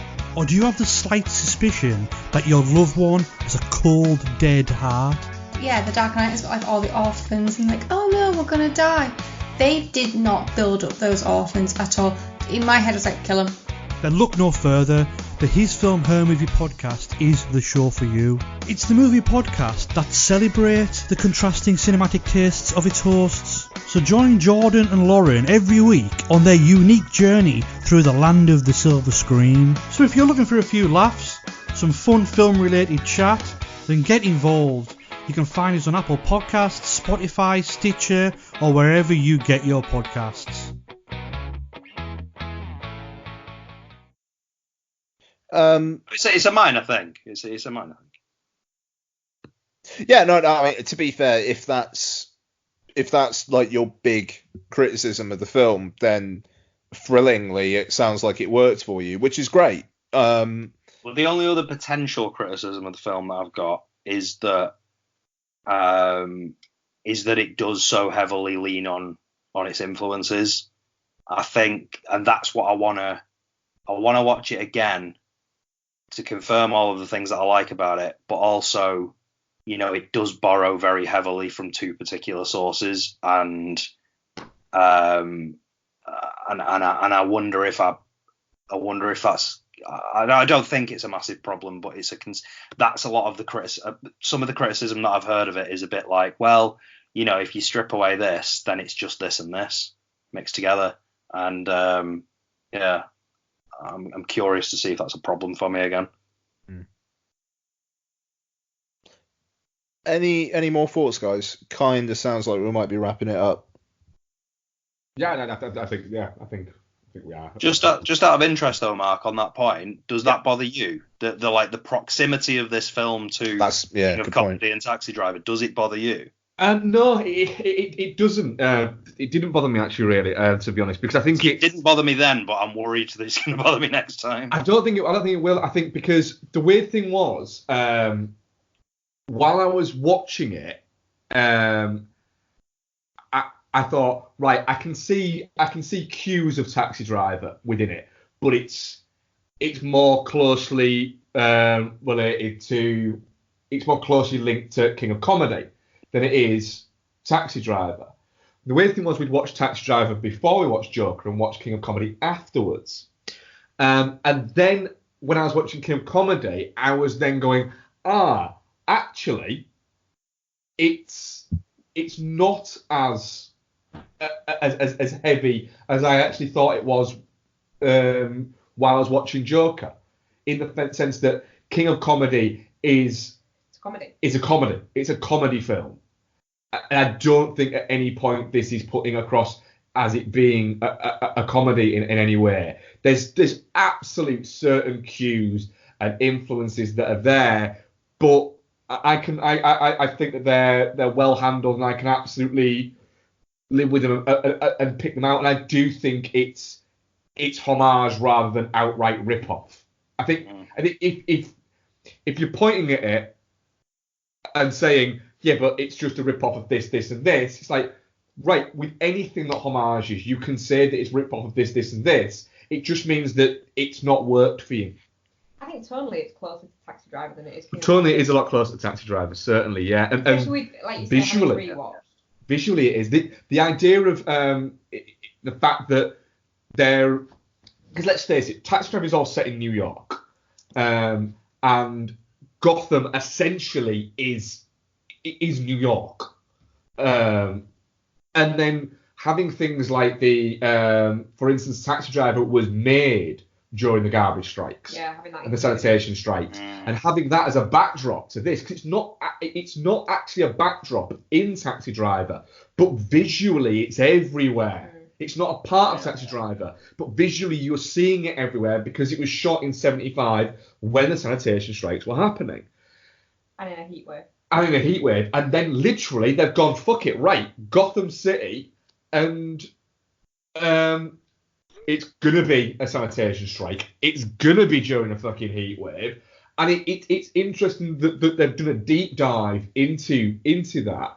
It is really quite fascinating. The fact that for the start of it, there is so many fucking yellow taxis there that at one point I was thinking, fucking hell, wouldn't it be weird if you saw fucking Bickle driving by in a fucking taxi? And then I had to go, wait a minute, no, it's not New York, it's Gotham. Completely fucking place. There's The thing is, I think he obviously he's wanted to take tonally from Taxi Driver. He's wanted to borrow from it. And instead of going, oh, what if people think we're copying? He's just gone fucking ball deep with it. Right, if people are going to think we're copying, let's just homage the shit out of it. Can I point out as well that Scorsese himself literally rips off movies and literally has shots. For instance, the Taxi Driver has one. I pointed out to you, didn't I? The aspirin dissolving in the glass is ripped off from a French New Wave movie. I can't remember the movie off the top of my head right now, but literally the exact shot it is a homage. It's a rip-off. He's done it loads of times. The screen going red during Cape Fear is ripped off from a Kurosawa movie that again escapes me which one it is. There's a lot of these that happen where fuck it, Tarantino literally sews together films that he sees and likes and makes a fucking film out of it.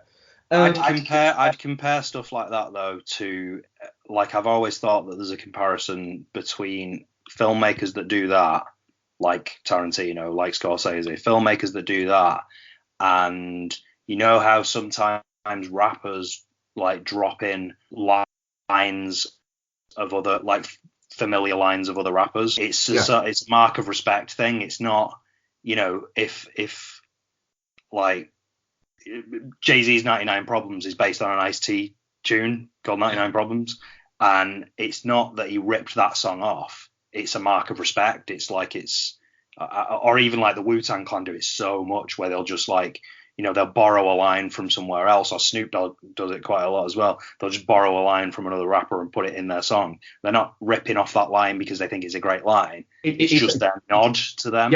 Yeah, that's it, exactly. And I think a lot of filmmakers do that. It's not, you know, I don't see anything like that as being a rip-off. I was just curious as to know if I think proximity of some of the scenes. I think that literally what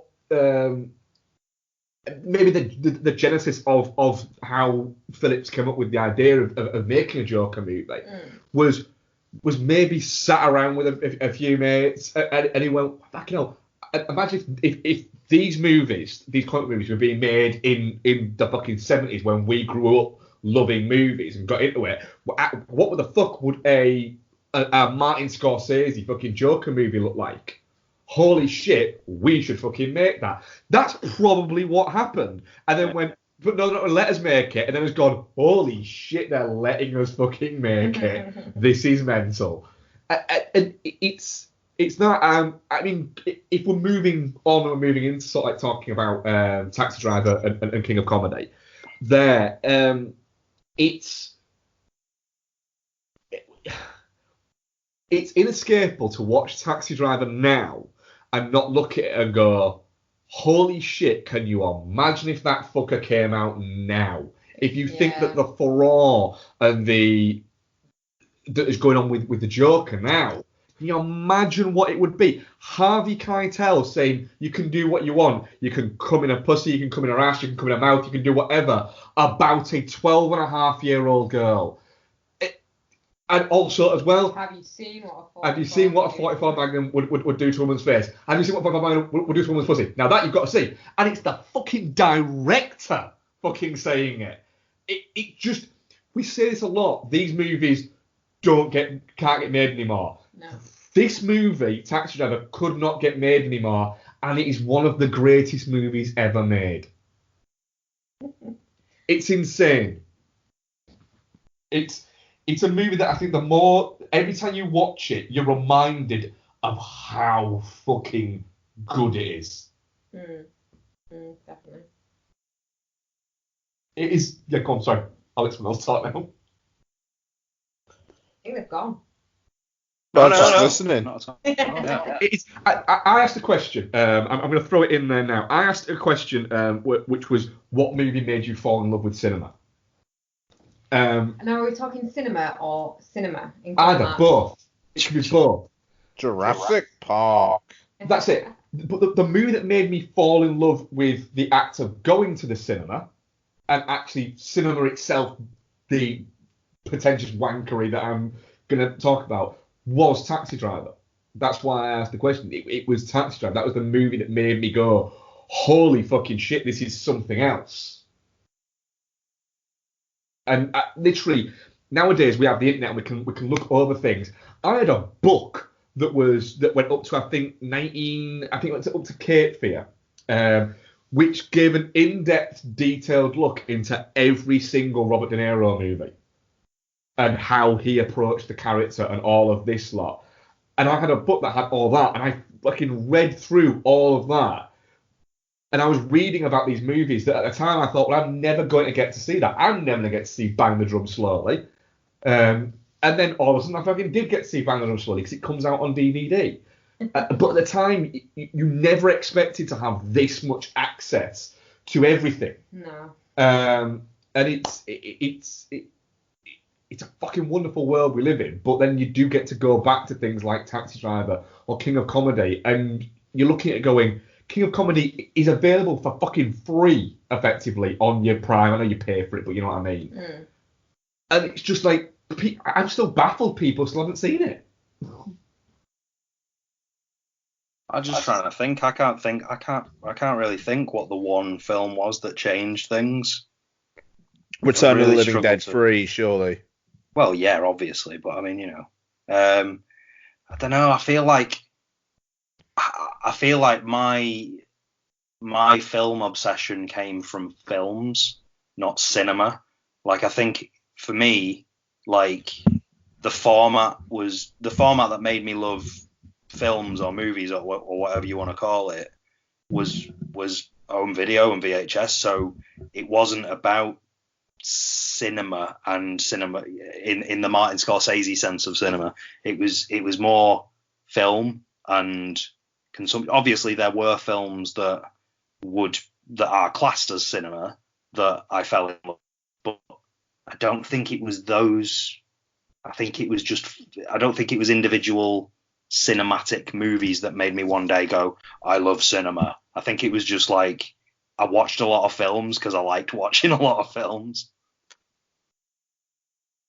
For me, yeah, it's not necessarily cinema as in at the cinema, because I've always had, until our recent revelation of front rowing it, Yeah. I've always had a troubled relationship with the cinema because I fucking hate people. The movie that made me fall in love with watching films as an experience, I know you're probably going to like not appreciate my response, but probably The Princess Bride. Mm. Just the whole experience of watching that movie and the format of it. Just it's so immersive because he's telling the story and then it takes you into the story and it's like it drags you in. And then probably the film that made me sort of fall in love with like cinema as a thing to change the way you think and change your outlook on the world and challenge you and stuff like that. Oddly enough, because I fucking hated it when we first watched it, was probably Casualties of War. Wow, that's a fucking hell. Because it made me reevaluate. I hated You talked to me for a week. I hated you for putting that film on, and then gradually, as I kind of realised, well, hang on, no, you don't hate Mark, you hate that this stuff happened and that you've seen it, and it just made me affected you. It made me reevaluate my relationship with the movie watching experience. Taxi Driver made me As want to wanky as that sounds. Taxi Driver made me want to have a mohawk. Yeah. Yeah. And a gun on a slider, because that fucking thing on his arm. Cool. Maybe at the time I watched it, I was thinking, maybe I might have been a fan with the wrong person here. Yeah. Yeah. So I'm ever so sorry, but I just went for a wee, so I've kind of lost where we were there. You need to do your what made you fall in love. Ian doesn't love cinema. He's Oh, in sorry. Jurassic Park. Oh, serious? Yeah. Oh, okay. Yeah, fuck yeah, Jurassic Park. You said it was such a throwaway kind of answer that I thought you were joking. Not that it's a jokey answer, but Jurassic Park's my shit. is it your It was a huge deal, Jurassic Park. Yeah. I remember going to see Jurassic Park and it literally, people were queuing out of the cinema and like down the fucking road to see it. Mental, isn't it? I mean, like, people queuing for hours just to get into a screen. We had in a view, whereas it was literally playing all 12 screens. It was, wasn't it? Yeah. I remember that. That's one of the few movies that my parents actually took me to see at the cinema. I've been to the cinema before that with other people, but not really with my parents. My mum took me to see bloody Land Before Time. That fucking broke me. That's a fucking cruel thing to do, isn't It it? is, isn't it? Yeah. Hey, giant dinosaurs, yeah. All right. Giant baby dinosaurs, yeah. Watch one cry. It's a horrible film. Yeah, didn't like it. Go on, what's someone else's feelings towards King of Comedy and Taxi Driver? I couldn't get through the whole of King of Comedy. What? Couldn't get through. Yeah, like it made me too edgy. Like I don't know. Like maybe I just wasn't in the mood, but I literally he's Rupert Pupkin. He's just so fucking like kind of deluded, but with the occasional moments of knowing what he is, that it made me really uncomfortable, and I just couldn't do it. I've seen it before, but like Which did you get up to this time? Pretty early doors, to be fair. Kind of like when he's having that like dream conversation with Jerry about taking over the show. Oh yeah. And like his mum shouting at him, and it just the way that in his dream he's giving Jerry a hard time about it. It's Pupkins. It's like he wants all of this, but instantly the minute he sees him getting it, he turns into a prick straight away. It's such a weird one. I'll be honest with you. I think this is my favourite De Niro character of all time. I think Rupert Pupkin is just fascinating to watch. He's just his insistence and his, the way he reacts to other people who are basically doing the same thing that he's doing, like the way he treats Sandra Bernhardt's character. Yeah. That he as soon as he gets an inch with Jerry. The way, and even what you're saying there, Ian, with that scene, the way he changes and the way he's just like, look, I suppose Jerry, he doesn't want to be bothered with all this type of thing. He's brilliant, and the way he acts in the scene and this is what I was saying, the similarities sort of like, because Joker has this scene as well, where the way he acts in the scene where he's recreating being on the talk show in his own room, well, his bedroom or his cellar or whatever it is, the way he acts and the way he talks to Jerry really sort of night show performance that people do, the sitting down and buttoning your jacket and the sort of like looking around and laughing and sort of shaking hands and hugging people and going, oh no, you're terrible, oh no, God, like just that way of performing but sort of pretending to act naturally as well. It's just really fascinating to watch. It's De Niro's second favourite character he's ever played as well. After Jack Walsh from Midnight Run. Right. I love Midnight Run. But that's it. He said he said he found it more difficult to play Rupert Pupkin than he did any of his other characters. He said because it's not. He said crazy's easier to play when it's manic crazy. He said it's insane is more difficult to play. He said it was just so odd. But like you were saying there, but Sandra Bernhard is just this fucking chaotic. She's a delight. Mentalness in it is and the fucking the sellotape into the chair. When she's talking to him and she's got him taped to the chair and he's just like looking at her. I do always think that Jerry Lewis is the unsung hero of that movie. He's so well. He's so good, and it was like apparently the film finished. Scorsese has said it's one of the only films I've ever made that we finished shooting early. And he said that the reason was, he said every single take that Jerry Lewis did was perfect pretty much first time, because he's so good and such a professional that everything was just right. I want you to do this, and this, and he just did it straight away. It was like, oh. He got pissed off with Scorsese, didn't he? Because he was insisting on him being on set for all the shooting, even when he wasn't being used, Yeah. and keeping him waiting around for ages. Just to wind him up. And then insisted, right, will you either pay me for all the time I'm here, not just when I'm working, or you get me in when you need me? Yeah.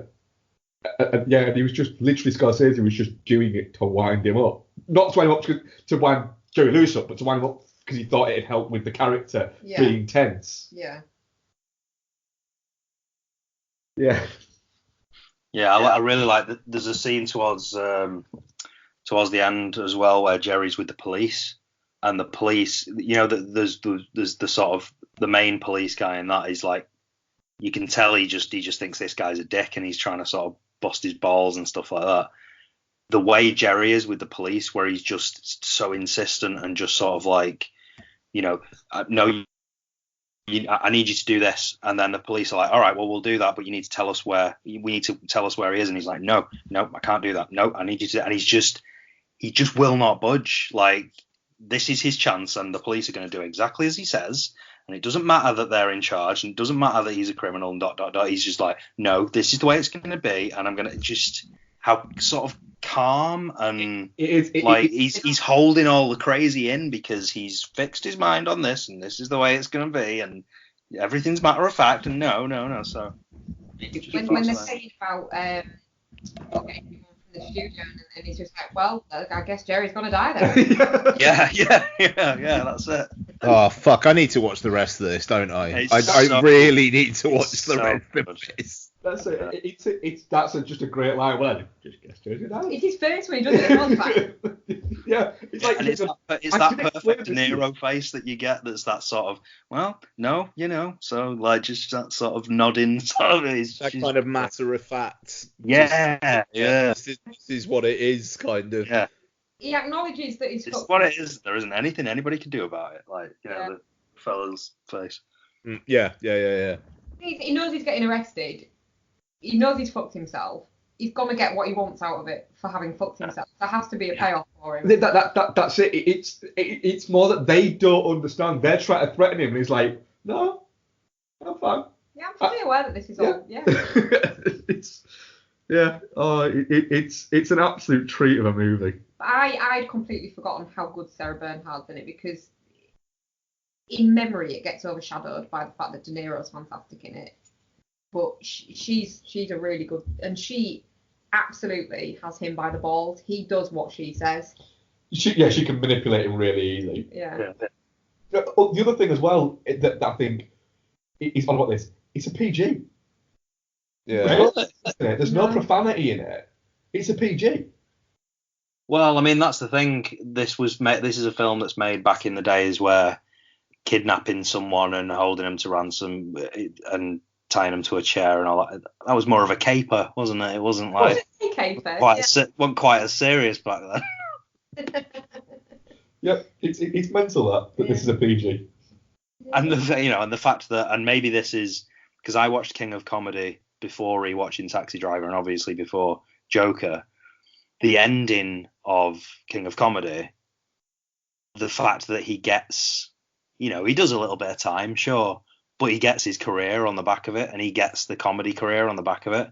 Like, I wonder, is there an interpretation of this film where that didn't happen and that's in his head? Or, I mean, because we kind of, we see the book, don't we? We see the, I didn't read it that way. I'm just wondering if there is a reading of it that's that. I think there could be. I don't think it bears out as no. So. There's not as much evidence for it, is there? No. No. I enjoyed that. Did we want to talk about Taxi Driver? I'm very mindful of the time. Yeah, so am I. And I've said my bit. It's absolutely magnificent. Sybil Shepherd is just an absolute delight in it. She is. She's mesmerising. It's face is in it though. Harvey Keitel? Yeah. Yeah. I mean, he's only in it very, very briefly, but he's a piece of shit is what he is. But it's a great performance. Oh yeah, he's great as an absolute piece of shit. Well, yeah. It's a role Harvey Keitel can play well. It's the reveal of Harvey Keitel that I like as well, though. The way sort of like, because he thinks, I think there's he's got a picture in his head of who her pimp is, and then when he sort of like, he steps up to that stoop and it's Harvey Keitel, it's just this sort of like skinny vested guy in a ridiculously oversized hat and really ridiculous long hair. There's just this reveal where you sort of go, it's Harvey Keitel in a weird wig. What the fuck? The great bit is because where he literally is just still stood there and Harvey Keitel keeps prodding him, going, go on then. Literally, apparently off screen, Scorsese is just laughing his arse off because nobody's told De Niro to do that, and De Niro just did it because he thought, I'm gonna do this because I think Bickle might do this, and Keitel just didn't know how long it was gonna go on for. And if you notice, Keitel keeps looking to the side, and he's looking at Scorsese as if to say, what do I do? And Scorsese this again? The hand motion of going, keep going. It's the same as the "you talking to me" bit. It's not in the script. It's not part of the film, really. It's De Niro dicking about, and all the noise you can hear in the background is the lighting guy setting up the shot. Well, I read something about that, actually, that it was a tactic he was taught by his acting coach to deliver a line in, like, numerous different ways to kind of get a feel for it and how you want to do it in the shot. And then they just kept it all. And Scorsese just happened to have it running there while it was going. And like I said, all the clattering is them setting up the lighting for the next fucking shot. And Scorsese was like, no, we've got to fucking keep this. I like the fact that with Taxi Driver, it literally feels like it's just episodes in this guy's life. And it might well be that beforehand he went a bit mad and shaved off all his fucking hair and tried to kill a presidential candidate. And this is just occurrence number 37 in the life of Travis Bickle. And you're just watching this particular thing, like listening to the commentary, and it's saying at the end that essentially he's reset himself. He's had this cathartic experience and now he's reset himself, but now it's going to tick, tick, tick, tick, and it's just going to build up again. And it feels like this is just like an unappreciated guy who just goes through these waves of building to something and then it like ebbing and flowing. It just the way that this might not actually be an extraordinary period in Travis Bickle's life. It might just be how he lives. A slice of time, yeah. I think that interpretation's really interesting, and I mean, it was amazing how we were talking in the WhatsApp chat about theories on the ending, and then Scorsese is so emphatic at the end of this commentary, just going, "Yeah, this is all real. This all happened." And essentially it's all going to happen again. Yeah. Yeah, see, that's what I got off it. Yeah. That what? It was all real? It was all real, and then he has this kind of brief moment of quiet and is sort of all right, and then so it just clicked again. He sees something in his rear view and just his hackles rise again. Yeah. See, yeah, I don't know. It just, the way that everything is so perfect and the way that Sybil Shepherd's hair is literally blowing in the back at the end. I think that's what happens to Sybil Shepherd. Yeah. I mean, that could well be, or it might just be that the window was open. I don't know. Could just be that because he does have the window open. Yeah, exactly. It's like building all these theories, and it's just like, yeah, it's all real. She had the window open. She heard about him and almost kind of wanted to give him a chance. I mean, that whole interaction at the end's really interesting because it's almost like, is it a self-realization on his part that, like, it's not going to work? Or is it that he's like, I'm better than you? Because I did this thing, I'm better than you.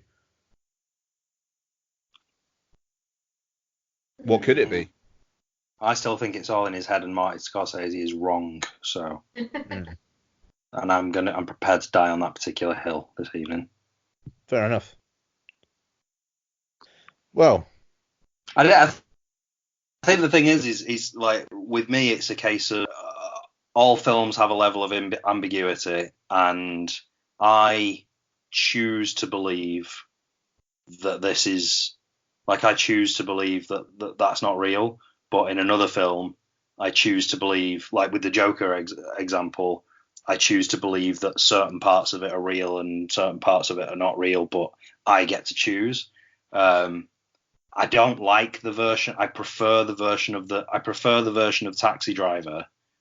I prefer my version of Taxi Driver, where the end of it is what he thinks is the outcome of his actions. So just that's the one I'm going to live with. Sorry, Marty, but I've decided. So fair enough. I think you've already shit on Scorsese enough tonight. No, without doing that. Okay, so Noel, should we bid you adieu at this stage? Indeed, I've got donuts to eat. I've got so many donuts to eat, and I'm not gonna get through them unless I go now. So I'll bid you good night and enjoy the rest of the show. Nice one. Thank you very much, Noel. Take care, sir. Good night, all. Bye. Bye. Total Recall questions. Call it quits. Might have to be Total Recall 'cause we've got dinner's very close for us. Oh shit. Okay, so sorry, just questions, is it? It's up to you. I mean, we could do Total Recall next time and do questions now, or we could do Total Recall now and save questions for next time, or do. Total Recall's probably going to take longer than questions, isn't it? I think, yeah, I'll leave that steer up to you guys, but I definitely think Total Recall will take longer. Yeah, it will. Questions? Should we do? You're right. We're doing Total Recall next week. I am. Apologies to. What we'll do, just to make sure that we're doing this right, we'll pick if we pick the next patron one on the next show. And then do basically 2 weeks in a row of patron reviews. Yeah, I'm cool with that. Yeah. Yeah. Okay. All right. That works. If it's Brazil. So questions. Let me just find them then. Apologies for that. Literally, we just went a little bit over, and it is just to give you an idea. It's 10. It's 10 here. Yeah. It's 10:05, and we started recording at 7:30. So yeah. It's questions. I think 4 films in one show, especially these types of films, was possibly a little ambitious. Well, I disagree with you there. Our question this week is, which film made you fall in love with cinema, which we've all answered already. John McGrath says, Jurassic Park made me fall in love with movies. The Passion of Joan of Arc made me fall in love with cinema. Fuck's sake. Yes, I'm that guy. Ha ha. We already knew you were that guy, Jordan. It's worth doing. Fuck's sake. Rick Kidd at Rick J. Kidd. Raiders of the Lost Ark as a child, but drifted away as a teenager. But Jurassic Park brought me back. Nice. Jurassic Park it's a big one, I think, for people of our kind of like generation. Yeah, definitely. The anticipation for that movie going in was huge, wasn't it? Like, it was just everywhere. Everyone was psyched for that movie. Oh yeah, it was an event. Yeah. One of the big event movies in movie history, I would say. Yeah, definitely. Rick Kidd at Rick J. Kidd. After Joker, what movie villain, doesn't have to be a comic book villain, would you like to see a gritty origin story about, and who should play them? Hans Gruber. That's good, that. And he shall be played by Matt Berry. Wow, that's a film.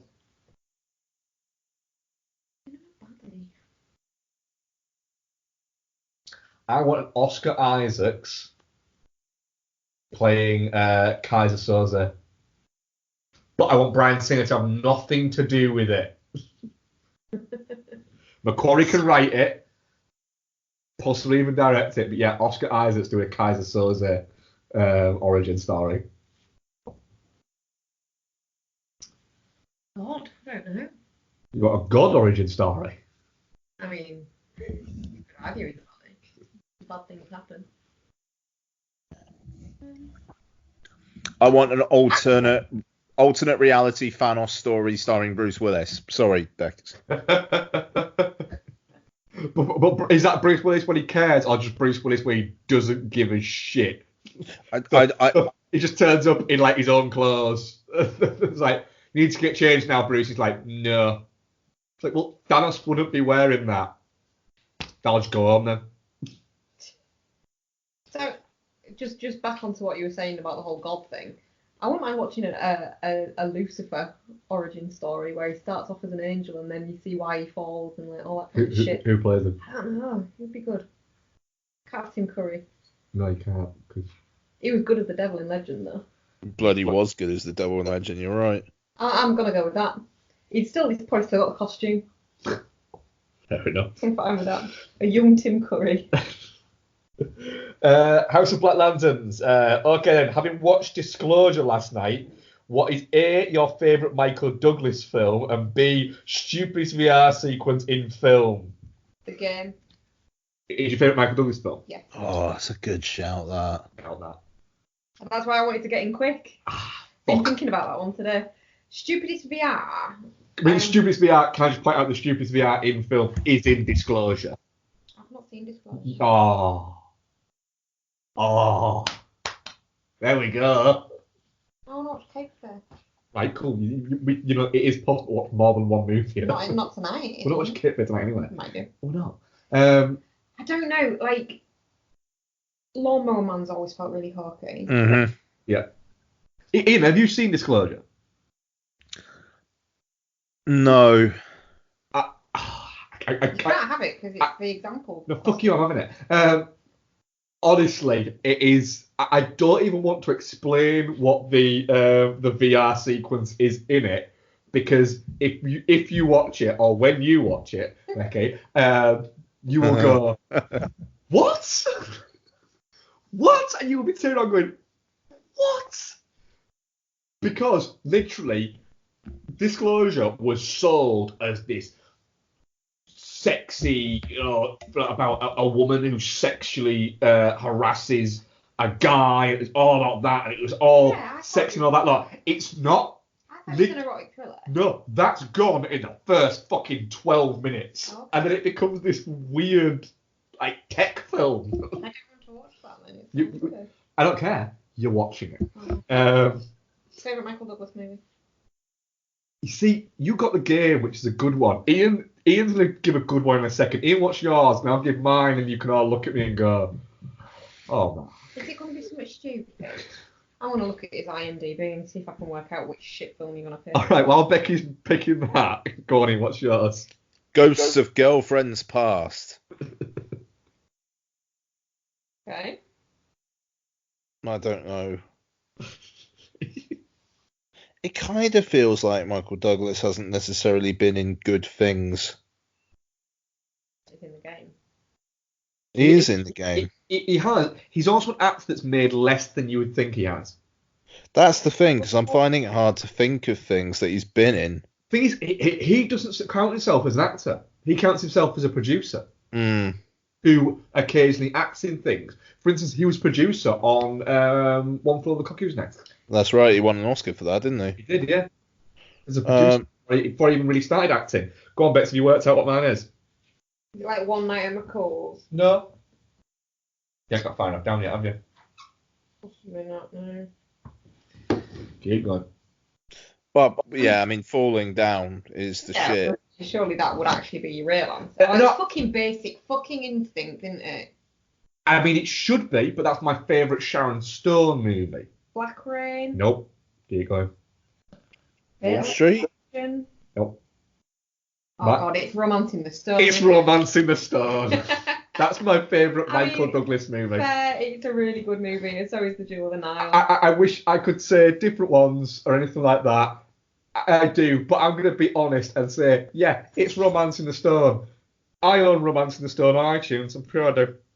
I am absolutely positive I do. I didn't pay $3.99 for it. I think I paid $8.99 or $9.99 for it. Do you know why? Because I wanted to watch it because it's great, and I knew that I would get enough rewatch value out of it. I mean, we do watch it fairly often, to be fair. Yeah, because it's great.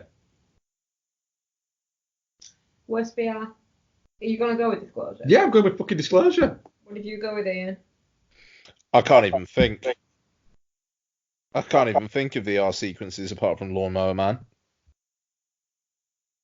What good VR sequences? I think I'm gonna get in there early and say The Matrix is it's the bar for VR movies. Man of Steel.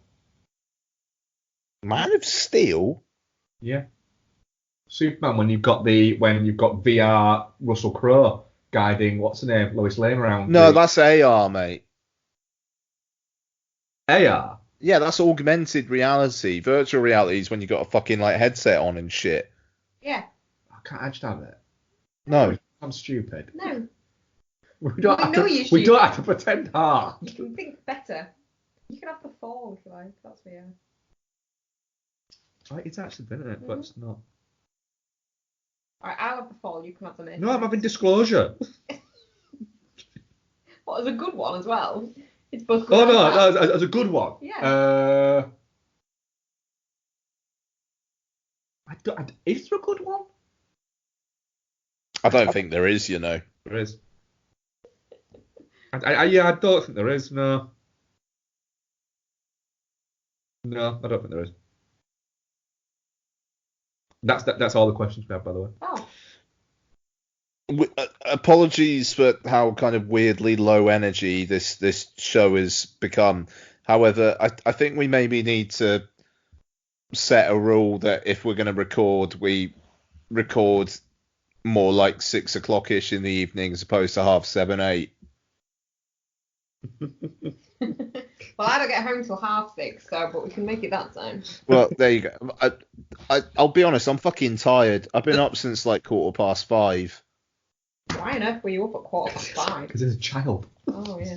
No, because I had to go to work. Jeez, what time do you start work? I'm doing a lot of overtime at the moment. Fair enough. Oh, mate. Well, it's paying for Christmas and I'm getting free money, so it's worth it. But anyway, enough about that. I'm guessing we're doing Gemini Man next week. Fuck yeah, we are. We're doing Gemini Man. Shut the fuck up. I don't want to see it. I don't care. Well, I'll just come over to Total Recall then. No, you won't. I'm not giving that shit Will Smith film £5 of my money. It might be good. It will not. Well, that's what we're going to do. It's produced by Jerry Bruckheimer. It's supposed to be a proper fucking 90s style action film. And you love those movies. You do love those movies. You love The Rock. You love Face Off. Do you know what? If it was The Rock in it, facing a younger version of The Rock, I wouldn't have an issue with it. I don't like Will Smith. But don't want to see poor Will Smith puppy eyes crying all the time? No. Well, we're going to go and see it. Can't I just read like the Wikipedia synopsis? Nope. And pretend I've seen it? Nope. You're coming to see it. You guys are the worst. Yep.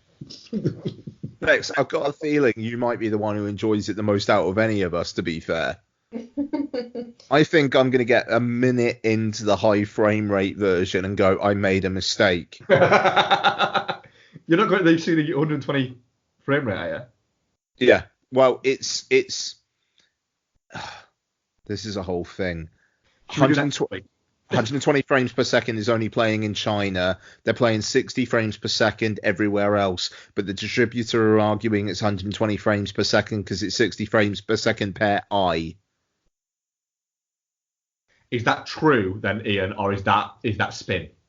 Well, to be fair, if it was that, then we watch all films in 48 frames per second. So it's spin then.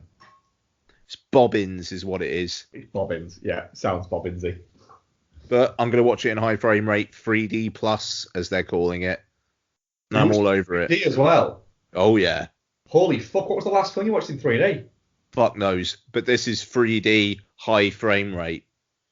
I think the last film I watched in 3D was the second Spider-Man movie.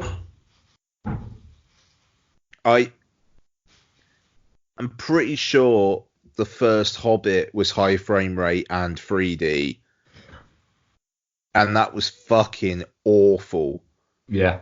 But I'll be honest, I kind of believe in Ang Lee. If he wants to try something, I'll throw some money at it. That's fine. Yeah, I can see that. At least he fucking tries it. He goes for it, doesn't he? Also, I'm about a half hour into the latest Jim Mickle film that's on Netflix, In the Shadow of the Moon. Oh, yeah. I think you guys should give it a go. It's interesting. I will. I very much like Jim Mickle's back catalogue, so...